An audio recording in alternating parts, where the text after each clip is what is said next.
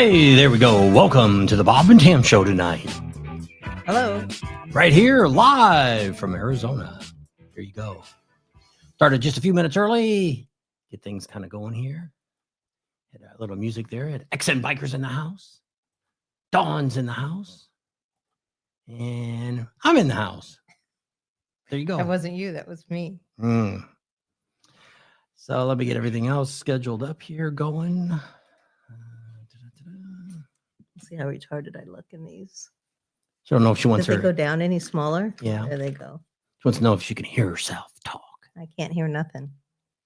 You can't. I gotta turn your microphone up then. Check. Can you hear yourself now? Nope. How about now? Nope. Maybe it's the other one. How about now? Nope. I don't know. Oh, well. Guess I don't have to wear them then. Oh, there you go. Now I can hear. All right. So I was getting ready to do what I would need to do, which was put this all on Facebook pages to make sure everybody. Your list is on. There you go. Supposed to be talking while I'm looking. Well, it's Sunday. Did anybody watch the fight the other night? He stayed up and watched it. I did not. I think it was fixed. I think it was fixed. They wanted to try to make him look good for his last hurrah.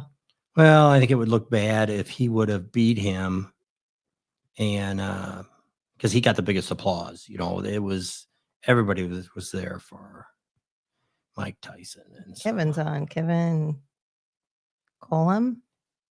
Codham. CODHAM.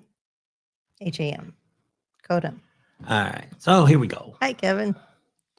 So just got back. We did SEMA last week. A week ago, we were actually just still in SEMA on Sunday, so we weren't able to do a live back then. I'm gonna turn me down a little bit. It sounds a little loud. Maybe check. I don't know. Maybe my headphones are because I was playing with hers. Got mine up too loud. Check.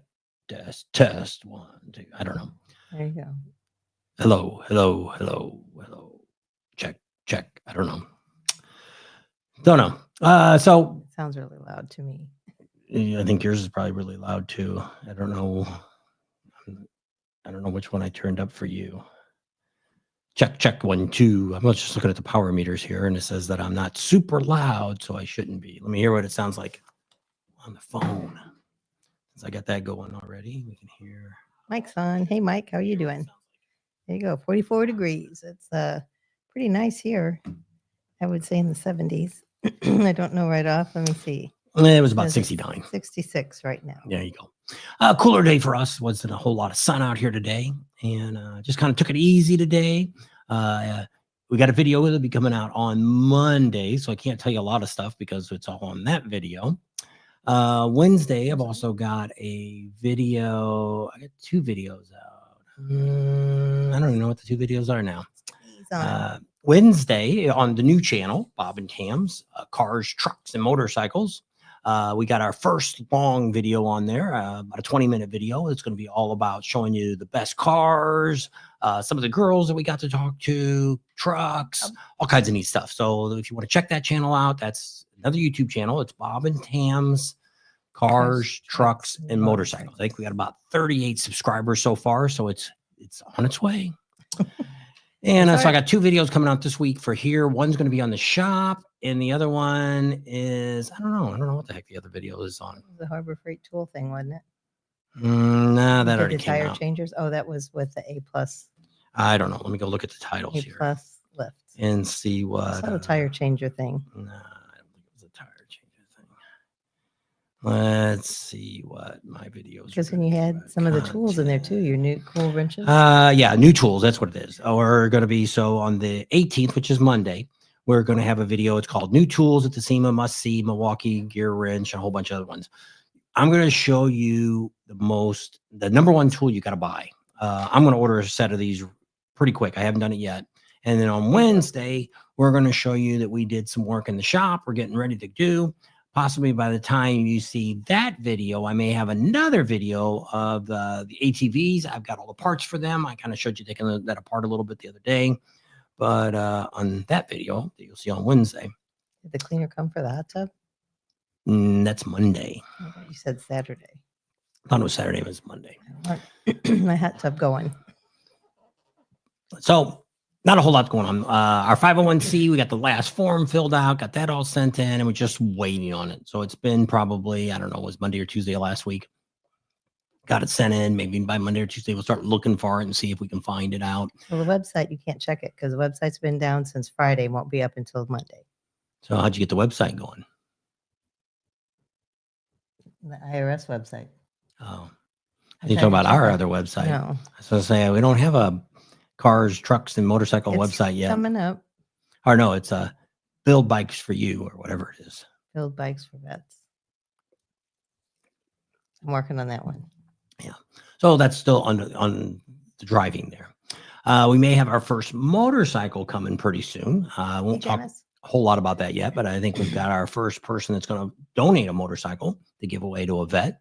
So that's kind of exciting. I'd like to try to get the bike here. I don't know if it's going to be possible or not. So we can check it all out, make sure it's all good and everything before we would give it away to somebody. So that's going to be going on. Typically, we're going to rely on the American Legion and the VFW to give us veterans that we give the bikes to, just for the fact that I don't really want you start doing. I don't want to do raffles. I don't want to deal with people giving us money and then turn around and have to give that money back to an organization. So I don't know, because a lot of times like that, you don't know if the money really goes to the people that the money needs to go to, because all these places have administrative fees, things like that. I looked at one the other day, that one for those poor little doggies crying on TV all the time.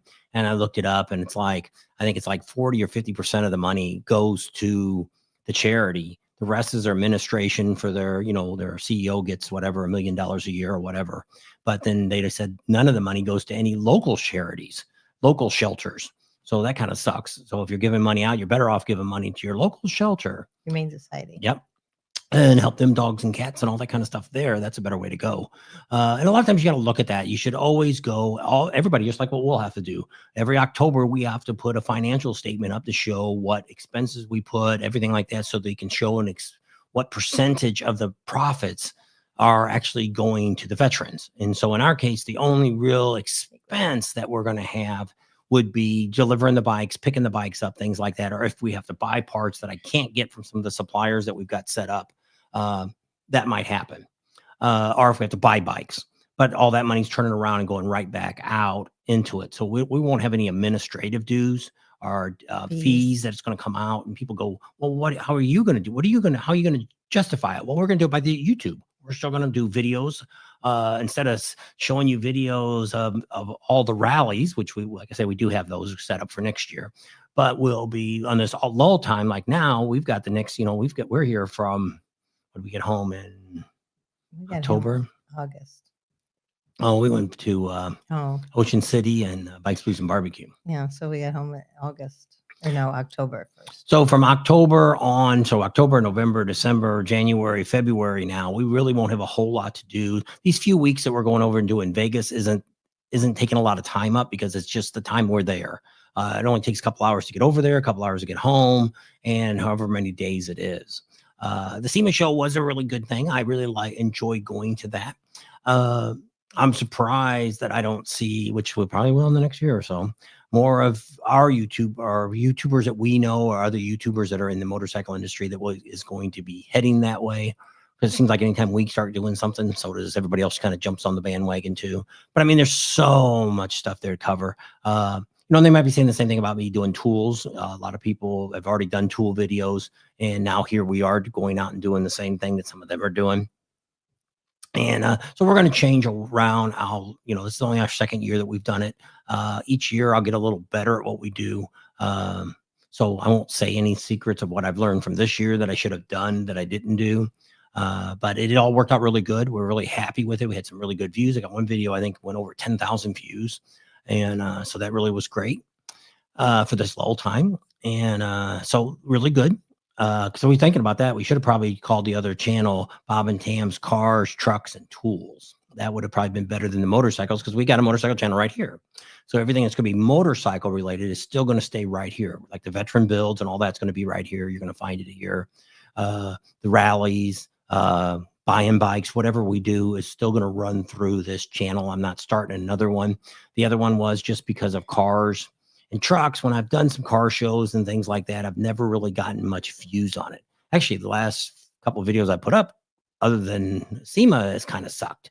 2 videos I put up last week didn't do nothing, which was really sad that nobody watched them. A lot of times it is YouTube that kind of screws with us. They find out where, we get to where we're putting videos out all the time. Every single day we're banging videos out from, when rally season starts. And then we get to where we slow down and we only put a couple out a week. And I try to start doing shorts. And I really think, my opinion is, I think shorts hurt a channel just for the fact that, I don't know why. It just seems like whenever I quit shorts for a long time, I started putting them out again when I started the second channel. I thought, let's just put some shorts on there. That way there'll be something on there for people to look at. And I got some good views on there. I got a couple of the shorts got like 700 to 1,000 views. I don't remember what it was. I didn't look this week to see what it was. And so it's really good. And so it kind of helped that. But I mean, I started out with that. So I'm probably going to stop putting shorts on this channel, just for the fact that it just doesn't seem, I don't know, just to me, it seems it screws me up. That's my thoughts. A few people were asking about the fight. I guess it went on earlier. So if you didn't watch it, he watched it. I didn't. I went to bed. Neil's up there plowing snow. He's got 14 inches of snow. Yay. Oh, wait. There you go, Neil. Keep pushing that snow up there. Don't bring it anywhere near us. Skippy said he watched all the SEMA shows. Yeah, and I don't like the shorts. So he don't. Oh, I just lost myself. Mine's still on. That one needs to be on you need to have that on it's the phone, not on the internet, because T-Mobile's better out here.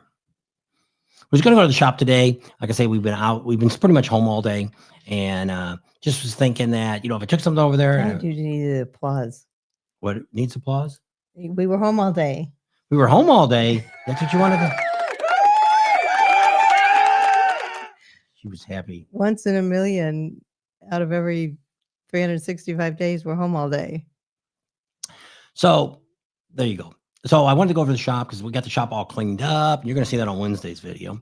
Everything rearranged. We got some new stuff. We're getting all ready to start doing the bike builds. And so everything looks really good. We got everything done. We've got a checking account already set up. We got that all set up, a bank account in the non-for-profit name. And that was always one you're kind of worried about.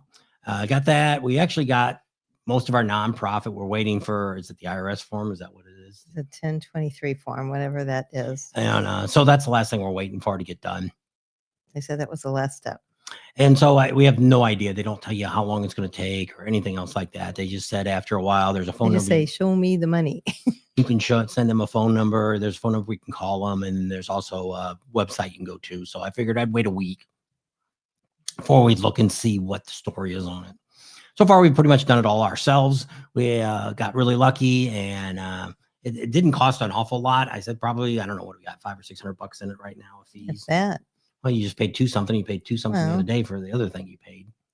It's 200. And so it's up. It's not bad. It's less than $1,000. So that's not bad. That all came out of our regular business account here. South Dakota. Linda's in South Dakota. Is it snowing up there? Oh, if you're anywhere near South Dakota, if you're anywhere near Sturgis, the Dixon store is going to be open Black Friday. I think those 3 days, I think they're going to be open Friday, Saturday, and Sunday, or Wednesday, a couple of days. I just seen somebody just posted and said they seen it on the door that they're going to have hours and they're going to have a super Black Friday sale coming out on right there in Sturgis down at the Dixon store. So, hey, there's breaking news that you only hear from Bob and Tams. There you go. Keeping you informed on all the exciting things. There's some other things here. I can't. They said she's 3 hours south of South Dakota or Sturgis. That might be worth a drive to go up there. Now, what are you looking for? I was looking to see what, I forgot what my other noises were. Crickets. There's crickets. You should have played that while you were doing all your stuff.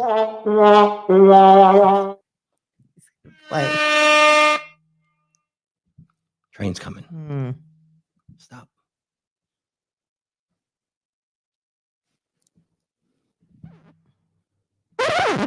It's just a scratch. Yeah, that wasn't very good. All righty. So that was that. We have also got other ones too. I don't know what's on this other side. Some chimes.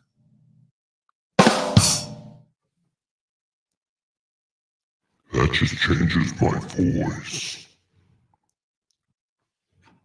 You're Darth Vader. Hello. Oh, I didn't turn it off. Check. Is this still on? No, you can't. I gotta go back. Gotta go back to Darth Vader. And turn him off. Hello. It's gone. Some more excitement going on here with the new mixer board we got going on here. So, yep, we didn't end up getting to do any real live setup at SEMA, SEMA because the internet inside there sucked big time. You seen the one video? We finally got some video. I don't know where that internet service came from. T-Mobile just went crazy. We were sitting on the floor. Yeah, it came up like 500 down, and it was like 125 going up, and it's like we're going live. We only had about 30 minutes because they were going to close the hall, and so I don't know where that extra burst of power. If it was because everybody was leaving and shutting down. Well, it could be that people weren't using internet, and that's why we got a big spike because everybody was kind of done with the day. And but last year we actually did a live because I think we did one from right there sitting out in front there of Jay Leno's booth. Yeah, we sat out there and did a live from there. And this year, no power at all. It sucked big time. So the only one we were able to do is the one over at the Westgate, and can't set all this up at Westgate. And so they wanted you to pay for internet too, but there was no guarantees how much you'd get. Yeah, they wanted like $75 a day. Yeah, they wanted you to pay $50 a park, and if you wanted a little scooter, because I've been really thinking about getting a little scooter, that was $75 a day.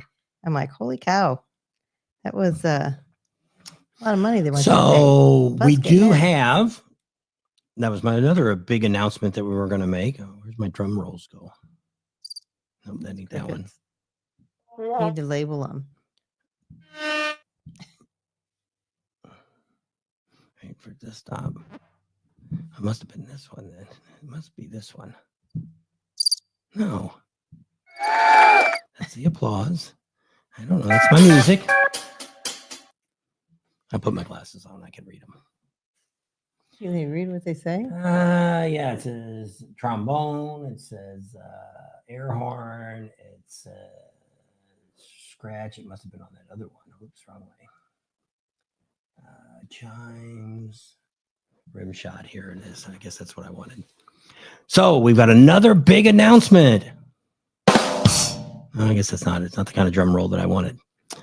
So it didn't work right. But we have another announcement of another bike rally. We've got all set up. We got a place to stay now. We're all set up and ready to go. And it's going to be Arizona Bike Week.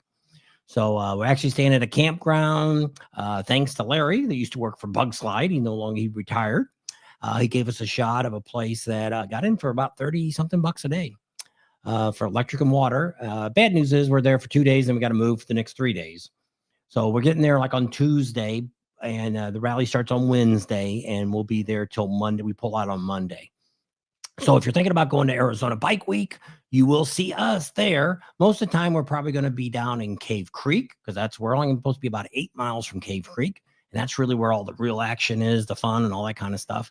We got to talk to Larry about the campground because they showed you only going to have 2 vehicles.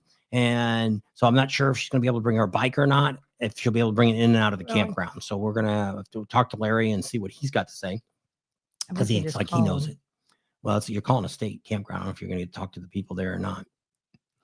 Because it's like anything else. When you go to the state, you pick what campground you want to book in. So you're probably calling the state. So we're in Arizona. So it was not a fun process to book it. Yeah, it was a pain in the ass. So I was doing my phone, and I don't know where we were at, in some restaurant or something. Perkins. And it took like 10 tries to get it all set up.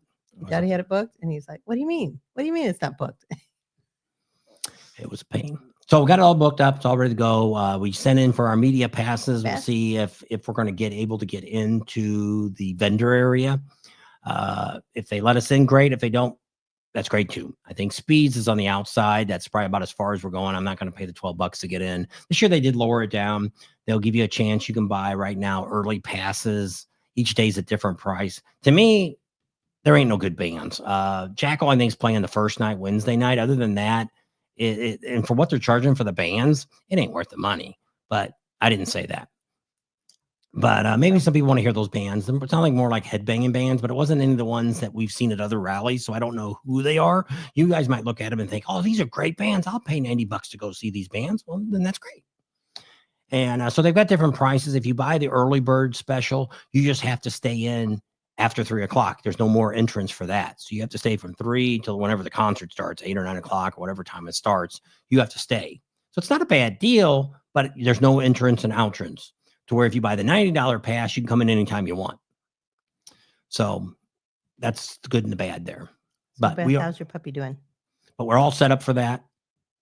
So you guys can find us there.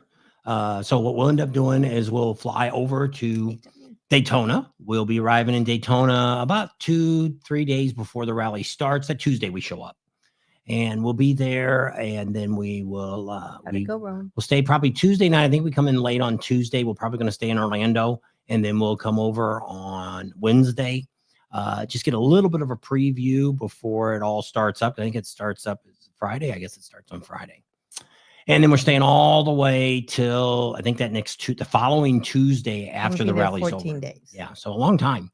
So we'll be there for the full rally to show you everything that's going on, and we're gonna do kind of like we did in Sturgis. We're gonna just really gang up and give you a lot of great information.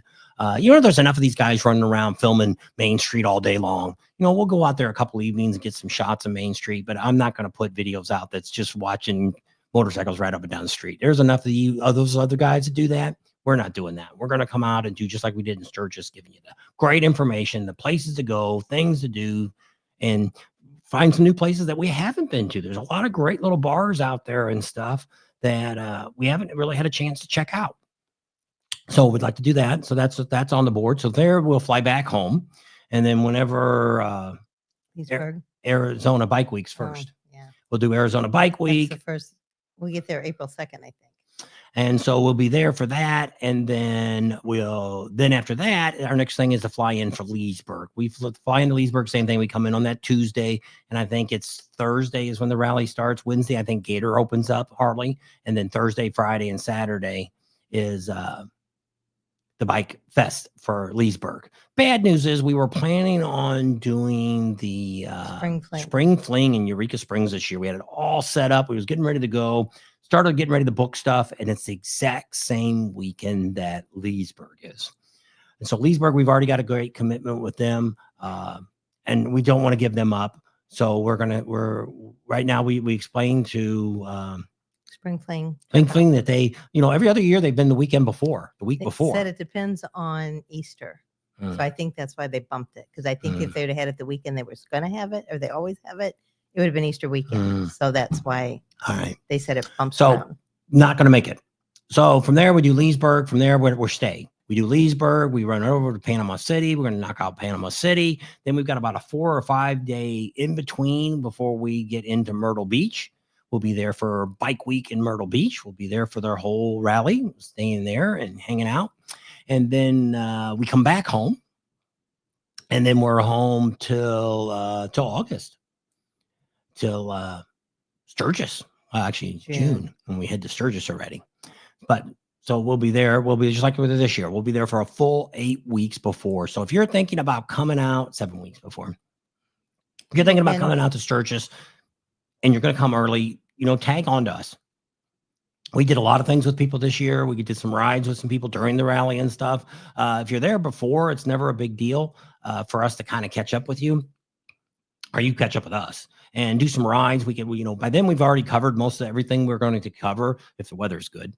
And so we could go back and do a few things. Hey, go do Iron Mountain with you, or do Needles Highway, or go out and do Spearfish, or just go out to the, I'm probably going to go to the Badlands.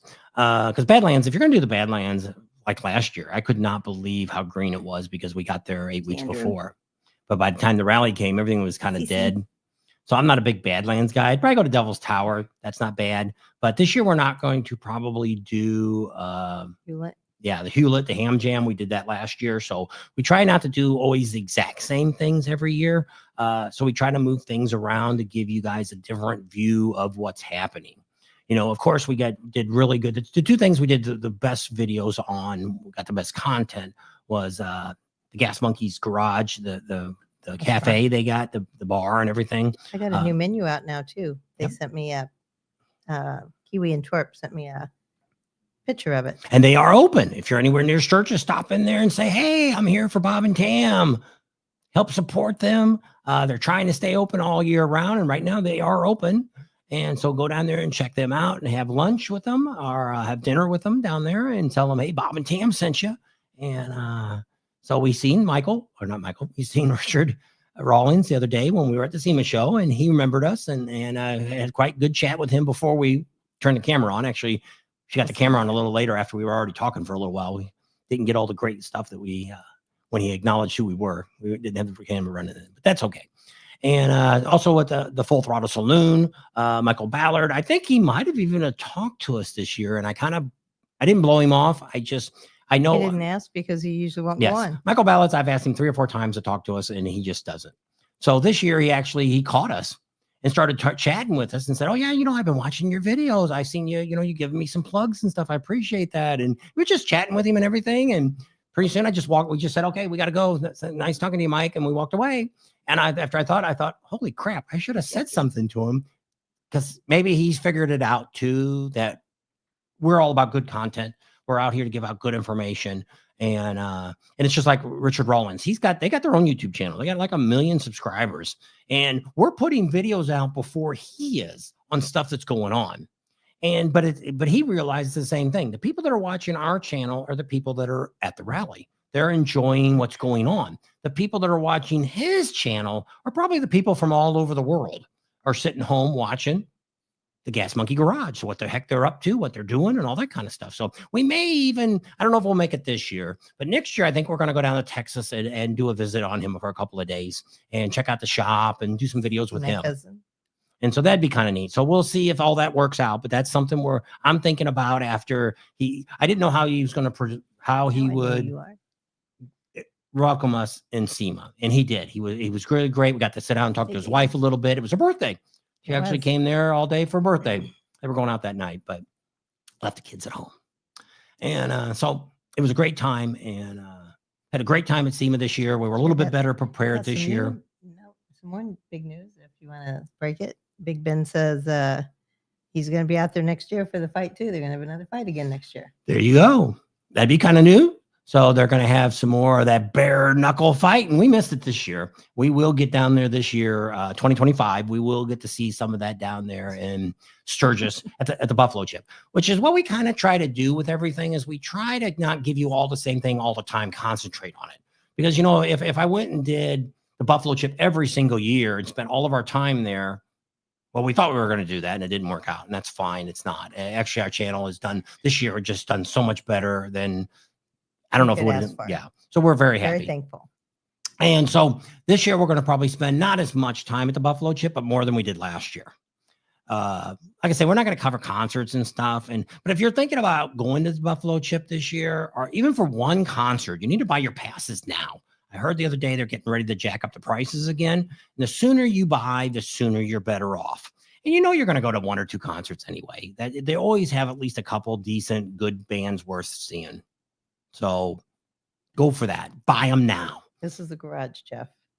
He says he really likes the studio now. Well, it's the bar / the studio. So I kind of pulled it back a little bit. This is at home. Yeah, this is our 3rd garage that's attached to the side of the garage, side of the house. So in front of here, this way, I turn the camera around. See, I did the mirror vision. So when I point the right way. Oh, there you go. There's a little thing I could click. It said mirror. So I thought, I'm going to click that and see if that works. Is everything? It did, huh? But not everything's written the right way, though. It's backwards, isn't it, on the screen? Yeah, it says Harley-Davidson. See, backwards. They said mirror in it. See, I'm pointing now, and I'm pointing to the way the garage Yes, is. this is the front of the garage this way. This is the backyard this way. So I actually have an RV hookup on the side of the house. That's where we used to keep the RV at. But the sun's so brutal out here, and it's over in the shop now. So we don't have anything over here on this side. Jeffrey Pope's son. And we want to say prayers for Rowan. He just had his eye surgery, his other eye, and he said it's a little sore still. So, yeah, hope everybody's feeling good. Hope everybody survived the election, and they're not dying and not hating the world, and you know, I put a and thing. If you're on my personal Facebook page, you can go read it. but I mean, it's just nuts. I look at all this stuff with this politics and stuff like this, and especially with this last time, you know, because it kind of looked before that it was more, you know, conservatives were causing more of the problem. This election, it looked like more of the Democrats were causing more of the fighting and the backstabbing and you know, they tried to shoot the guy, you know, and they almost killed him. And so, you know, that we don't need that kind of stuff here in America. You know, things weren't 4 years ago, things weren't the worst in the world. And all these things, you know, as I tell everybody, do your homework.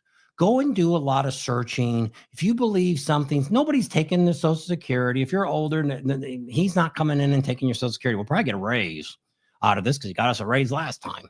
So that's possible. You know, and drug prices, well, maybe they'll come down. Hopefully they will. And you know, he's already talked to Mexico down there, and they've cut back on some of the illegals coming in, and everybody's they're talking about taking kids from families and stuff. And it's like, you know, I don't know if I'm for all that or not. If I was, you know, if I was an illegal, we came across the border and we had to hurry up and had our baby here, that baby automatically becomes a citizen of the United States. I don't know if that's right or not. I don't know. Probably the government, we all paid for that anyway to have that kid here, but I don't know. I've never really thought about that, but it's just like that. The guy that's supposed to be taking charge of it, he says he's not going to separate families because that kid can come back with the parents, wherever they came from. But I look at that too. It's one of the reasons I don't travel to a lot of different countries. I never did Europe. We've been to Canada across the border, and we've been into Mexico a little bit. And I was always kind of worried more about Mexico too, because I don't speak Spanish. And we know a few words, and that's about it. So I always feel if I go to another country, if I went to Germany or if I went wherever I went, I should know their language to talk. And that's one of the things when I worked in California at the gas company, that was the biggest thing I couldn't believe. People that had been in this country for 20 or 30 years and could not speak even one word in English they didn't know. And that's kind of sad. I would just think if I'm in a country that I'm going to live, that I would know their language. When I worked in the hospital, that's what they said. A lot of these older people that came, they'd been here for 30, 50 years. And I would say, and they don't know any English. And they said, well, they know English. They just don't like to speak it because they don't think they know it well enough to speak it. So they won't speak it. Now my buddy Art was the opposite. For years, he said he didn't know how to speak no Spanish at all, no Spanish. But his mom came from Mexico, but she became a citizen in America. She took the test and passed it and all that. So she came in the right way. But finally, just a few years ago, I think it was probably more than that. It's probably about 10 years ago. We were in Laughlin, and these Mexican guys that had cholo bikes were all sitting in this booth, and they were all saying something. And I'm like, what the hell are those guys saying to us? And they're saying they want to know why that Mexican's hanging around with them white people. It's what Hart told me. Hart, you told me you didn't know how you couldn't hear what they said. He did. Big Ben said that the party they had, I don't know, either before or after the fight, they said that's supposed to be a really cool party to go to. 52 people hit the thumbs up button. Learning language is obvious, necessary. So if anybody, that was Rowan. This will be the end of my politics for today. I found something today that I was actually shocked about. One of Trump's granddaughter, started a YouTube channel. Actually, I looked at it, but when I watched it, it was 465,000 views it's got. She put it out a day or two after, I think it was 4 days ago, it said it came out. Very interesting to hear what she says. It's a podcast, more or less, or a vlogging of the day of the election. And to hear her talk about her grandfather at the end gives you a whole, if you're somebody that thinks he's the worst man in the world, you might want to hear what his grandkid says about him. And we've heard a lot about this kind of stuff before, that his family's really, none of them really say anything bad about him or nothing. But to have a granddaughter, you figure her dad is? I think it's Don Jr. is her dad. And he's nowhere in the video. You see some family portraits and stuff they took during that night. But it's kind of neat. Go Google it and look for it. Just type in Trump's granddaughter and it should come up. It just came up on my feed today, and when I watched it, I was like, "Wow, this is very." Well, first starts the girl's just sitting in the kitchen, and somebody's doing her hair for her, and she's just talking. So it kind of just looks like a typical kid blog. And then I kind of sped it up, and then it got to the part where she's going to the. She was at Mar-a-Lago, and then she went to the convention center or wherever they were at. And they had where everybody was at and stuff, and it was very interesting. It was, and then at the end, she's after the election, she sits in her car and she just talks a little bit to you, and it's kind of neat. And she said, I think this is her first one, and she said if this continues, she's going to keep a blog going. Yeah. Big Ben said she's did great at the rally, and her her daughter loves him for sure. And but I mean, it's just very, she makes very a good point too, because she said, my grandpa's an old guy, and she's like, and he could just play golf every day the rest of his life, and that's what he'd like to do, but he doesn't. He wants to help this country and make it a better place. He's got enough money. I don't think he's doing it for fame or power. And he could. He loves to play golf. He could play golf the rest of the remaining days of his life, whatever he's got left on this earth, and he wants to try to help America get better. So, and so sit back and watch 4 years. If you're totally against him, think he's going to do the worst thing in the world, just wait and see. We'll wait and see if things, I hope interest goes down a little bit. That's what I'm kind of hoping on. Gas prices would come down a little bit. That would help us a lot too. We're on fixed incomes like everybody else is that's retired. And so we ain't making that much money on YouTube. Most of the stuff that I've made on YouTube, Badger said it's Kai Trump. Oh, Kaya, is that her name? I thought you were thinking the dad. So Kaya is her name. Okay. And so it was very interesting. I was really glad it popped up. I wasn't looking for it. I had no clue that she even had a channel. So I was kind of neat to watch her talk and hear her side of the story, because you don't really get to hear, because I didn't realize that Byron, his friend, is a Instagrammer, I guess a big Instagrammer. And that's how Trump got on, what's that guy? He's the big blogger. I can't Aaron or no. Rogan. How they got on there, because the Instagram kid knew the Rogan. Joe Rogan. And so that was very interesting how that all looped together. And I didn't realize that Barron, because he kind of stays back. You don't really see or hear him say anything. At least I've never seen him say anything. I know, that's what she's also, I guess she's in college, I'm assuming, and she must be on the golf team. And so that's what she said. I guess the day or two after the election, her and her grandpa got to play 18 rounds of golf. That's 18 holes. 18 holes. But that day of the counting the ballots and all that election night, she actually had to go shoot. A tournament. Yeah, she was in a tournament. She did 18 holes down in Miami. And then so now she's like, I am so tired. And but when you watch the video, she never does, still got a lot of power, a lot of strength and everything at the end. But it was kind of neat. And that's about all we'll talk about on that's really not talking about campaigning, but I mean, it's just talking about another YouTuber. Yeah. And I was very impressed with it. And hats off to her. And hope her little channel goes really good and probably a lot bigger than us. Really quick. Yeah. Because she already got 465,000 views, and we probably didn't get that many half the year. It took us half a year to get that many views, and she got them in one video. So, but she's kind of got that legacy. If we were a relative of somebody famous, we'd probably have a lot more viewership too. But not doing bad. Not complaining. Dave's Classic Cars. She wants to play golf professionally. Okay, there you go. She must be pretty good, because she said they won their tournament. So yeah, pretty neat, pretty exciting. Just Sue Leslie's on. So it must be a lot of other people that's found her channel too. Yeah. So or know about her. Yeah. So pretty exciting things going on, and yeah. It's almost time to start thinking about rally time. If you haven't booked your stay, especially for Sturgis or any of these, Daytona or anything like that, if you haven't found your hotel, we found a hotel in Daytona for $99 a night. If you email me, maybe I'll tell you what the name of it is. I ain't going to put it on here. But it's not that hard. Most of the things I did, the thing that I tell you not to do, I did Orbitz and hotels.com and things like that. I did through those and booked the hotels that we have, but I booked everything far enough out that we got pretty decent prices on them. If anything else comes up, we've actually got a thing we're supposed to get cheaper. I did get a thing from the resort saying we can log into that now, but it didn't say anything about the things that we can get. So we may get cheaper. Well, we'll have to wait and see if that works out. That'll determine if we add any extra rallies on for next year. I'd really like to have been to Galveston this year. Daytona, I don't know if I wanted to be in Daytona. I really miss Panama City too. Panama City is one of the rallies I like. It's not a big rally. It's not the only thing I like it because it's a beach town. I'm a guy that always wanted to. That was my dream of having a place living on the beach. I wanted to be down in Huntington Beach or Newport Beach or anywhere along the coast of California.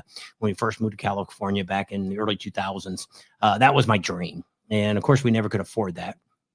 So to me, when we travel around, Panama City is probably out of rally time. It's the only one I can really consider a beach rally. And you might go, wait, Daytona is on the ocean. They're on a beach. Well, that's different because what's bad about that beach is if you're not on one of the hotels along there, you can't get to the beach. They don't give you, there's roads you can drive down and you can drive on the beach and all that, but it's not, you can't even drink on the beach. In Panama City, you can go out of Hammerhead Fred's or out of Sharky's there and take your drink and go right on down to the beach. It's legal. And so not that we're doing that, but it just, that makes me have that more of a feeling of more of a beach. I have a place where we've shot a lot of videos from that parking lot there. It's across from the miniature golf course place that they got a real nice place there. You can, the big parking lot there. It's not usually too awful busy and we can walk right down to the beach there and they got a dock and it goes out. But so that's what I do. I really like Panama City. Other than that, I don't know why. But that's my only real thing there. It's your daughter's favorite beach. Yeah. And Daytona is Daytona, but it's just what's happened with Daytona. And we'll have to see how this year goes. The last 2 years, we just haven't got the views from Daytona that we've gotten from other rallies. Leesburg and Panama City and Myrtle Beach. Myrtle Beach was the leader up until we hit Sturgis this year. That was probably my second best viewership was Myrtle Beach, which is kind of sad because it's kind of, I don't know. Not one of his favorite rallies, No. I guess. It's more of a party rally, especially if you like going down the Suck Bang Blow or if you want to go to the Beaver Bar and all that little area right there. It is pretty cool there. And there's a lot of other places. You can go down to it's not Broken Spoke. It's Spokes and Bones. They've got the Dead Eye place. What the hell's that other place called? The Rat Hole. The True Rat Hole. But I guess it gets wild at night. But I mean, we're not going out at 11 or 12 o'clock at night. We were there one time. It was like 10:30, 11. We were waiting. Yes, it we're was waiting late. but it was still light outside because they were going to do pudding wrestling or slime wrestling or something. And they had something else. Maybe there was a wet t-shirt on us. They were going to do the slime wrestling or I don't know what it was. Pudding wrestling, something they were doing out by the corral. And so we went out there and we stood for a little while and it wasn't very exciting. And there wasn't very many people there and it just drug on. And everything that goes on at that rat hole just drags on and on and on and on. And it's like their barrel race. Their barrel races is like 4 hours long to watch them push barrels with bikes. Yeah, Everybody gets up 4 races. That's it. Yeah. And you're done. Yeah. Move on. They used to Galveston's done it down there on the part where Adams at right along there. They had like the hot dog thing and bite the wiener and they had a few rodeo games. But they also have that out down there in Galveston too, over at the county park, which is a little bit more inland. I think it's a fairground. They have a bunch of stuff going on. There's actually camping there and stuff like that. That's the same guy that puts on a lot of different events he's at. He also does a lot of the games over there. It's not GOAT, but another guy that comes out there and has done some games at the Full Throttle Saloon and someplace the other day we were at that he was the announcer for. But where was that at? I don't know. Someplace we were at and he was announcing that guy. I said, is that same guy? And you said, yeah. He was at Bikes, Woods, and Barbecue 2 years ago at that Flatheads. This was something just lightly. So I don't know, unless he was I don't think he was up in Ocean City. And so I don't know. I don't know where it was at, but it seemed like someplace he was just at. I don't know. So pretty exciting. So any questions you want to ask, anything like that? It's your time to ask anything that you want to know. Well, so we can ask how Nicole and Andrew's doing. They're both on. There you go. They were in a pretty bad accident back in Sturgis. They had a minivan pull out in front of them. And Always got to watch out for the other guy. yeah, that's what and some of the police officers that we've had, some of the chiefs we've had on said the same thing. You really got to, and my dad, that's probably the only thing my dad ever taught me was you got to realize as soon as you start driving that everybody else drives like a nut. And if you keep track of that, you could avoid a lot of accidents. And so far, I've never been hit by any vehicles. She got picked off by a car, but sometimes you just got to look, because sometimes you got to look to realize that one, people don't see us on motorcycles. You could be coming straight at them and they don't see you. Headlight on and everything else. You know, some states allow the strobing headlight. I never had one of those. But I mean, nowadays, it's just like when I used to work for the gas company, that we put these cones out by our truck. Well, the only reason we put the cones out was to do what they called a circle of safety. Make sure you didn't run nothing over or ran anybody over, a kid or anything like that. Something was in front of your truck or behind it. But the idea is more construction workers, telephone people, utility people get hit when they have the cone out. People aim for the cones. And that's a statistic of accidents that are at job sites.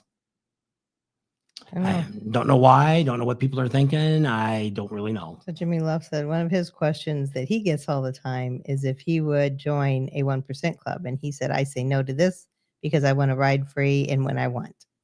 Yeah, pretty much. I would never join probably any motorcycle club.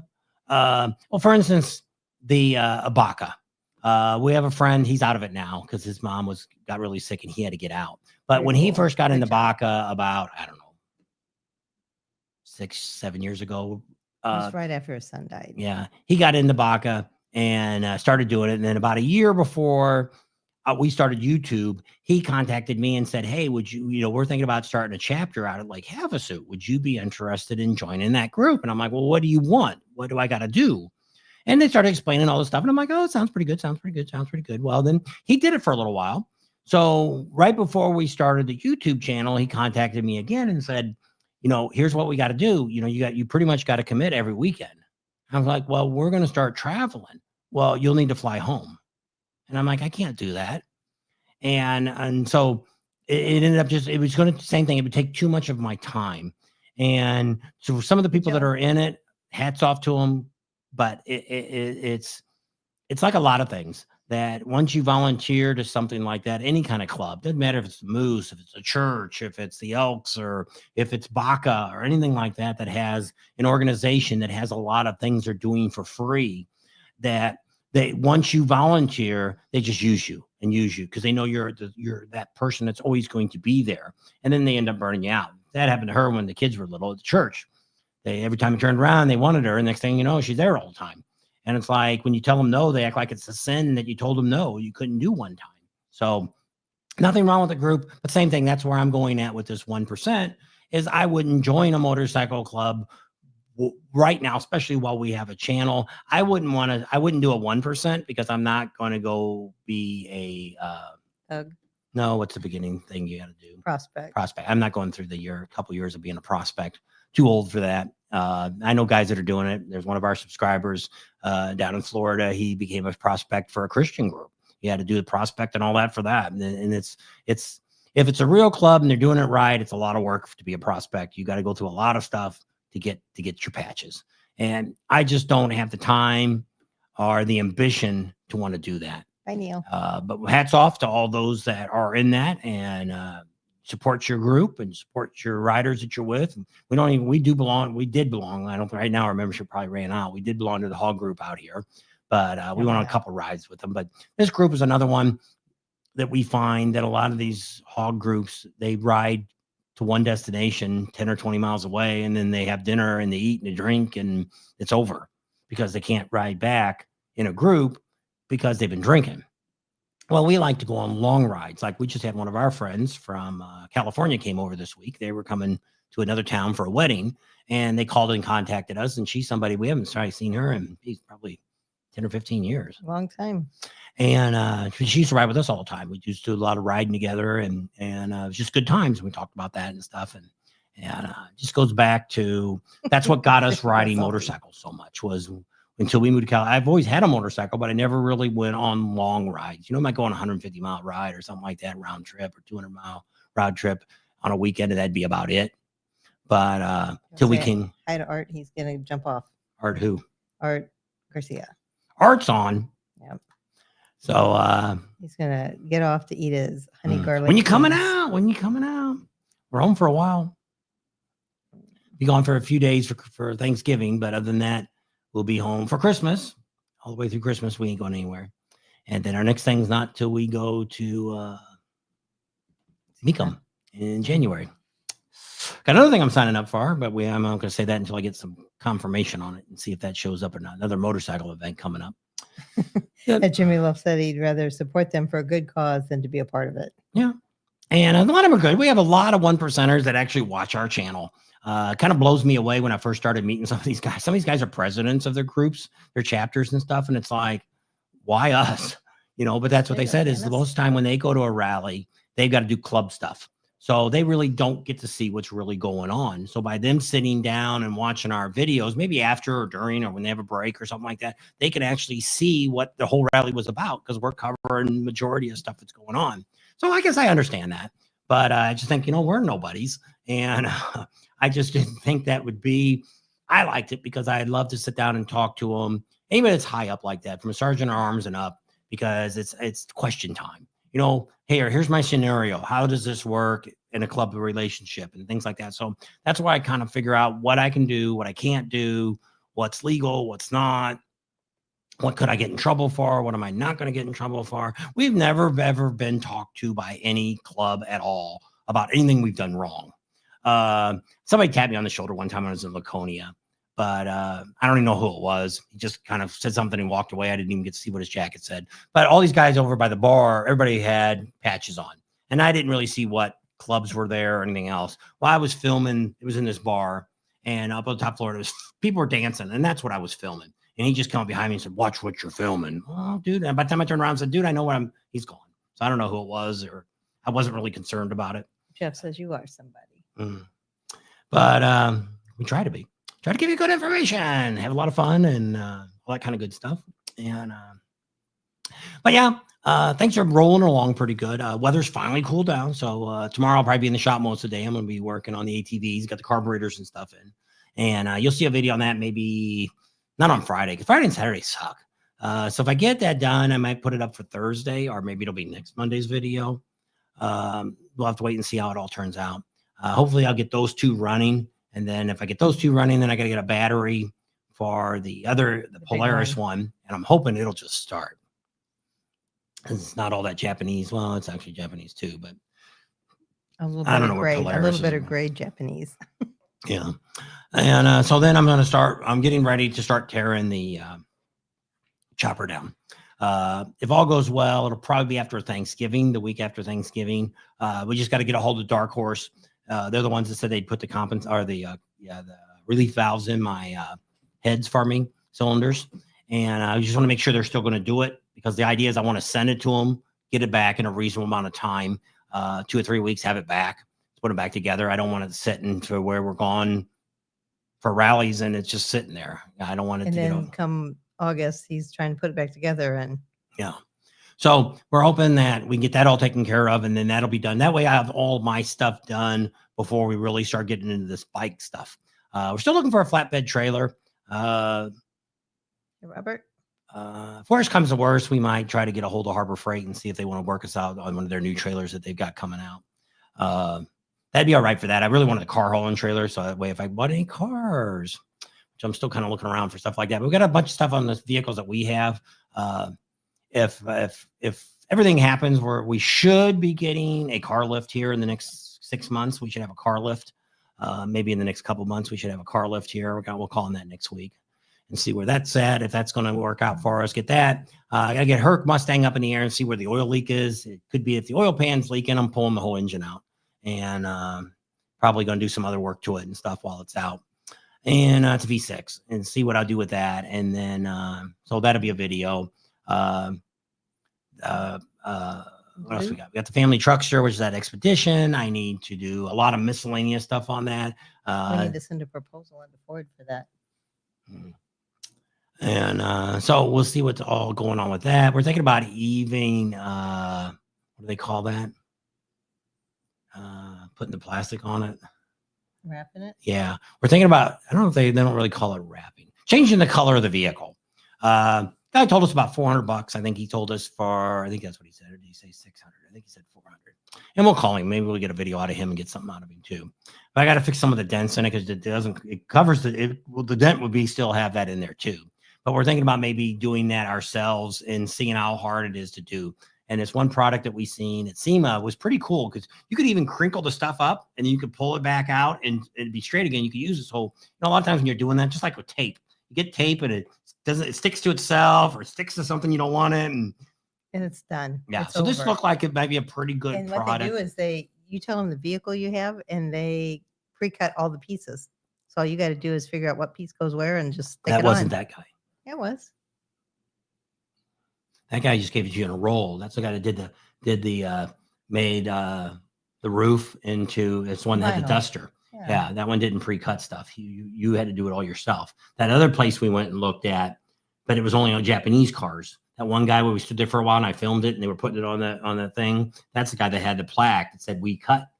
You can buy them already pre-cut and do it. Because they're going to charge you a lot more than $400. They're going to charge you a lot more than $400 for cut pieces. I'm just telling you. But I'm pretty sure he said they did. All right, you can call them next week and ask them if they do pre-cut. And so most places, if you do a pre-cut, they're only going to do it on a popular vehicle.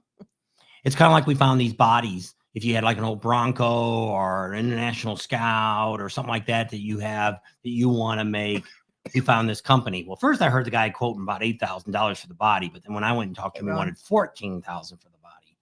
That's a little steep. For us, it's a steel body, but I don't know if I'd pay that much. And coming from Taiwan or Japan, I don't know where the hell they're coming from, but they got an office in California. So I thought they were going to get Jeeps. The first guy told me Jeeps. They were going to have Jeeps by next year. And I thought, well, that'd be good. I want a Jeep. That'd be great to just be able to put a whole new body on it. And then when I talked to the guy, and I was like, no, Jeep never gave us permission. I think it was that older guy is the guy that told me all that the other day. The younger guy said no. Yeah. He said, no, we tried to. And Jeep came up and said, we're going to sue you if you keep making these Jeep. Because the Jeep bodies are pretty basically the same for all these years. They are changed. They are different. But I mean, the basic design looks the same as they did back as an Army Jeep at Willys. They all kind of look the same, fender, same kind of hood design. Pretty similar. I actually want about a 76 to maybe a 79 or an 80. That's what I'm looking for. I found a couple different ones. Some people are just stupid on price and they want way too much. And it's not, if you're asking $16,000 for your CJ7 Jeep and it's not rust free. It's not, motor's been worked on, transmission's been worked on. It's in pretty decent shape because I don't care what you're thinking. If you got a 70s model Jeep, 20 grand is about the most. Yeah, there's stupid people asking 35,000 for it, but that doesn't mean anybody's going to pay that for it.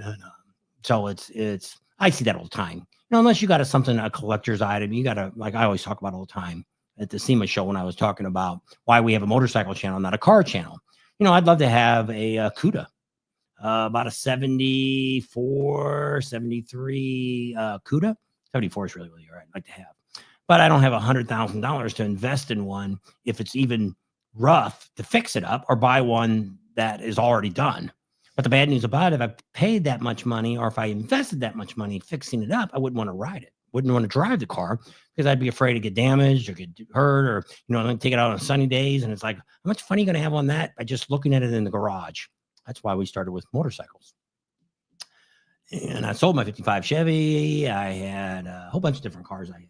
Somebody calling you? Nope. You got a video coming up? Not tonight. Sunday Night Live. There you go. So, We've already been on over an hour. Holy Jennifer Jupiter's just zipping right through it all. And so, yeah, not a whole lot. We're kind of sitting back and thinking about going out on a motorcycle ride, but we haven't really decided on what day to do that on. Because we should have done it last week. It was a little bit warmer. And I don't know what the temperature is supposed to be for next week, but we'll have to wait and see. Salty Badger said he sold his 77 Bronco when Ford released the new Bronco. Oh, did you see your cousin down in Florida? They sold their motorcycle. The one that was sick and she didn't really want him riding it no more. They sold it this weekend. It's all gone. No more motorcycle. Well, they were older too. They were up in their 70s. There's a lot of people in their 80s and 90s still riding bikes.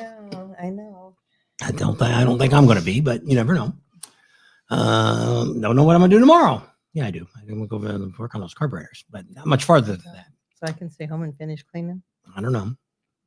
What am I going to do over there? Get me a screwdriver when I need it. I need to push them up on the lift so I don't sitting on Break the your floor back? doing it. Yeah, got to lift it. Ain't using it. There you go. But I pushed them outside because they were leaking gas, and I didn't want gas to leak all over. It's rocks outside. I don't care if the gas leaks around on the rocks. And so That's cool. I got it all fixed up, and they're in the garage. And then I've got to be nice to push each one up on the lift so I can stand and work on it versus because they're even sitting lower. Because one's a 90 and one's a 125, I guess, little Japanese ones. But I want to get them fixed up. So this is the time to sell them. I would think for Christmas, if we could get them fixed up and have somebody buy them for Christmas, we'll hold them. You pay for them and you can come pick them up Christmas Eve and give them to your kids There you go. Christmas Day. There you go. And so that's going on. And so get those 3 out. That gives me a lot more room in the garage. You wouldn't think they take up that much room, but they're right now sitting in front of the lift. And so once those are gone, that one more thing out of the garage that I don't have to deal with. And then see what else is going on. I know, Linda, you said you had a Blazer. Do you remember when the Jimmies came out? I love those little things. We rented one when we were in Reno that time. Yeah. And I thought, oh, this would be the coolest thing to get. And they were way too out of our price range way back then. A Chevy van. We had, this was Chevy and a GMC vans. Were both the white and the blue one was both GMCs. And the brown one was Chevy. Yeah, we had conversion vans during that time in the 80s. A little school bus. Then we had the party van. We had a Dodge, big giant Dodge, 18 passenger that we used for decorations when she used to do our DJ business. And then we had the Chevy van. You used to drive to work all the time. Looked like a billboard going down the road. And the circus van, I used to call then it. we had the blue van. It smoked real bad. It had you couldn't go through a drive up. Those poor people would die. They had it was the I can't even think what they're called now. It's on the lifter, not on lifters. It's on the valve stem seats. That's what it is. We're bad on it, and I didn't have that many miles on it. I only had like 80 or 90,000 miles on it. Ran like a top. I had 318 in it, and I got it from a business, and they sold it to me cheap. And first started up, it smoked a lot. If you drive down the road, it didn't smoke, just until it warmed sitting up. in a drive-through. Really bad. They almost gave us our food for free. Here, just go. We'd get back from a DJ job and we'd go through the Taco Bell. It must have been me and Must have been because it wasn't me. And we had trailers. We had 2 trailers. We had a 12-foot and a 10-foot trailer we pulled for with equipment in it. That's what I pulled, the trailer. I pulled a 12-foot behind my pickup truck. Had a GMC extended cab, full size. I think it was 3/4 ton. Had that. And then I guess that's all the vehicles we had during that time. But overall, we've had a lot of vehicles. And Salty says he's got a customer that has a new generation Hemi in it. So are those better than the old ones? I don't know. Well, nowadays it is. There's a couple cars I filmed. I don't think it's on the video, and I don't know which car it was, but it had like 1,500 horsepower is what this car had coming out of it. And, it used to be if you had, most of my times, anywhere from 3 to if you could get to 500 was a miracle even on a big block. And it's now to see the power that they're getting out of these engines and stuff today compared to what they used to have. Big difference. And I say that with the motorcycles, they run a lot faster today than they did, 20, 30 years ago. Just got a lot more pep and get up and go and all kinds of things like that. So a lot of people have been talking about that, about Harley-Davidson. I've been seeing that popping up on the internet. We haven't made any phone calls or anything like this, but people are all worried that they're going out of business. Dealers are closing up. Well, here's what's going on with Harley-Davidson. Harley-Davidson has gotten to the point where they've reorganized the company. And what they really want is big dealers. And we've talked about this 3 years ago, 4 years ago. We talked about this exact same thing when these dealers started closing up. We started seeing some of them disappear. And what they're doing is they're telling them what they really want them to start doing is where they're making their money up now at is the clothing and all that kind of stuff. And if you go in there, I just went in one the other day, a cutoff shirt was $44. I'm not paying $44 for no freaking cut short sleeveless shirt. No. Not in this lifetime. But Well, people are buying them. It's funny because we always just go to the sales rack, and I go to the sales racks now. I don't even go to the regular racks, and the sales shirts are like 45 and $50. And it's like, what a sale is that? Well, they're normally $65 and $80. And I'm like, that's just ridiculous to buy for a shirt. And so I'm not going to be that person. Most of the shirts, I've got plenty of shirts. I don't really need to buy any more shirts. I got enough to wear a different one every day and never wear the same ones. So we're both losing some weight. So we're hoping that we actually have a whole lot of clothes that we can't fit in anymore that They're up on top of that. I'll be able to wear those again. Yeah. So they'll look like new. And so Things I'm not, I pick up a shirt if it's a good price. If it's not, I don't need a shirt that says Sturgis 2025, 26, 27. I don't need that. It doesn't make a difference. People don't walk up to me and say, oh, you were I had my Indian shirt on yesterday and it said Sturgis 2025 on it for. And nobody came up to me and said, oh, you're Sturgis 2024, huh? And I wear which I do buy some of I buy the Iron Mountain shirts. So they weren't too bad. I think I paid less than $30 for a sleeve shirt from there this year. So that wasn't too awful bad. But buying from Harley and things like that, they're not going to make the money off of me, but they are making money from that. Well, his mom always used to get mad because when the kids would wear designer shirts like from Abercrombie and stuff like that, she would get so mad. She's like, they should be paying you to wear those shirts. And I said, no, they have to pay big bucks to get those shirts. And then what you're doing, you're walking around, you're an advertiser, you're a walking billboard for that company. Same thing with Harley. That's what they want. Art says he got a Blade AM to work on his Harley, filming moving vehicles. No problem now. That's good. What's a Blade? Oh, maybe it's a Blade arm. I need my glasses. You should have brought them. I should have. Deep pockets. So I don't know. His glasses. But I don't see Harley-Davidson's going to go out of business. Now, it's very possible now that with the tariffs that might be coming out from the United States, you might see, because people always said, some people are totally against tariffs. I'm okay with these in the United States. And the reason is because there's only like 3 countries that don't charge us. Hong Kong, I forget what the 3 are, but you can Google them and see them. There's only 3 or 4 countries in the whole world that don't charge tariffs if we send stuff to their country. Everybody else charges us tariffs. So that's the reason the Pan American and the other 2 bikes are being moved to Taiwan, because they sell more of them over in Europe than they do here. Well, when they have to pay a 25 or 30% tariff on it, but if they buy it from Taiwan, there is no tariff. Now, is that right? No. So to me, Europe and Taiwan, screw them. Let's start charging them 25, 30% on tariffs on this stuff. And I'm okay with that. There's a reason we should be building stuff here in America. When we grew up as kids, some of you are in our age group, pretty much everything was made in America. TVs were made here. Radios were made here. Watches were made here. You had a hard time finding something. You could buy something, a Swiss watch, or you could buy something from Germany, but the odds of going to China and buying anything, the only thing I remember is when I was a kid, they used to have junk stores. You go in there and buy nickel and dime things, little toys and stuff that they sold that was just cheap. And that's the way it should be now. We should be here in America. We should be making good products. We should be making, if they're going to take the phones and let's say they put 100% tariff on it, next year they want $2,000 for a new phone. Well, I guess I won't be getting a new phone, which I don't get a new phone every year anyway. We get one every 2 or 3 years. We get a new phone, but we just have to wait. Don't do it. And maybe eventually save your pennies. Yeah. And, there's things and they're like, oh, things will change. Well, no, they won't. There's enough stuff we can get here in America or there'll be a country just like Mexico. There's a lot of things. I think last time I looked, Maytag was down there making their appliances in Mexico, which used to be made in America. And, they're already ones talking with America, wanting to work with us and everything.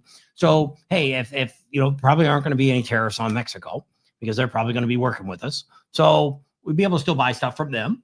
Canada, they don't charge us any tariffs for buying stuff in Canada. I don't know what's made in Canada, but there is some stuff that comes out of Canada. I know when I used to have a muffler shop, we used to get our bendable pipes we used to buy out of Canada. It was cheaper. And it was a cheaper metal. It wasn't as good as American steel, but it was all about price.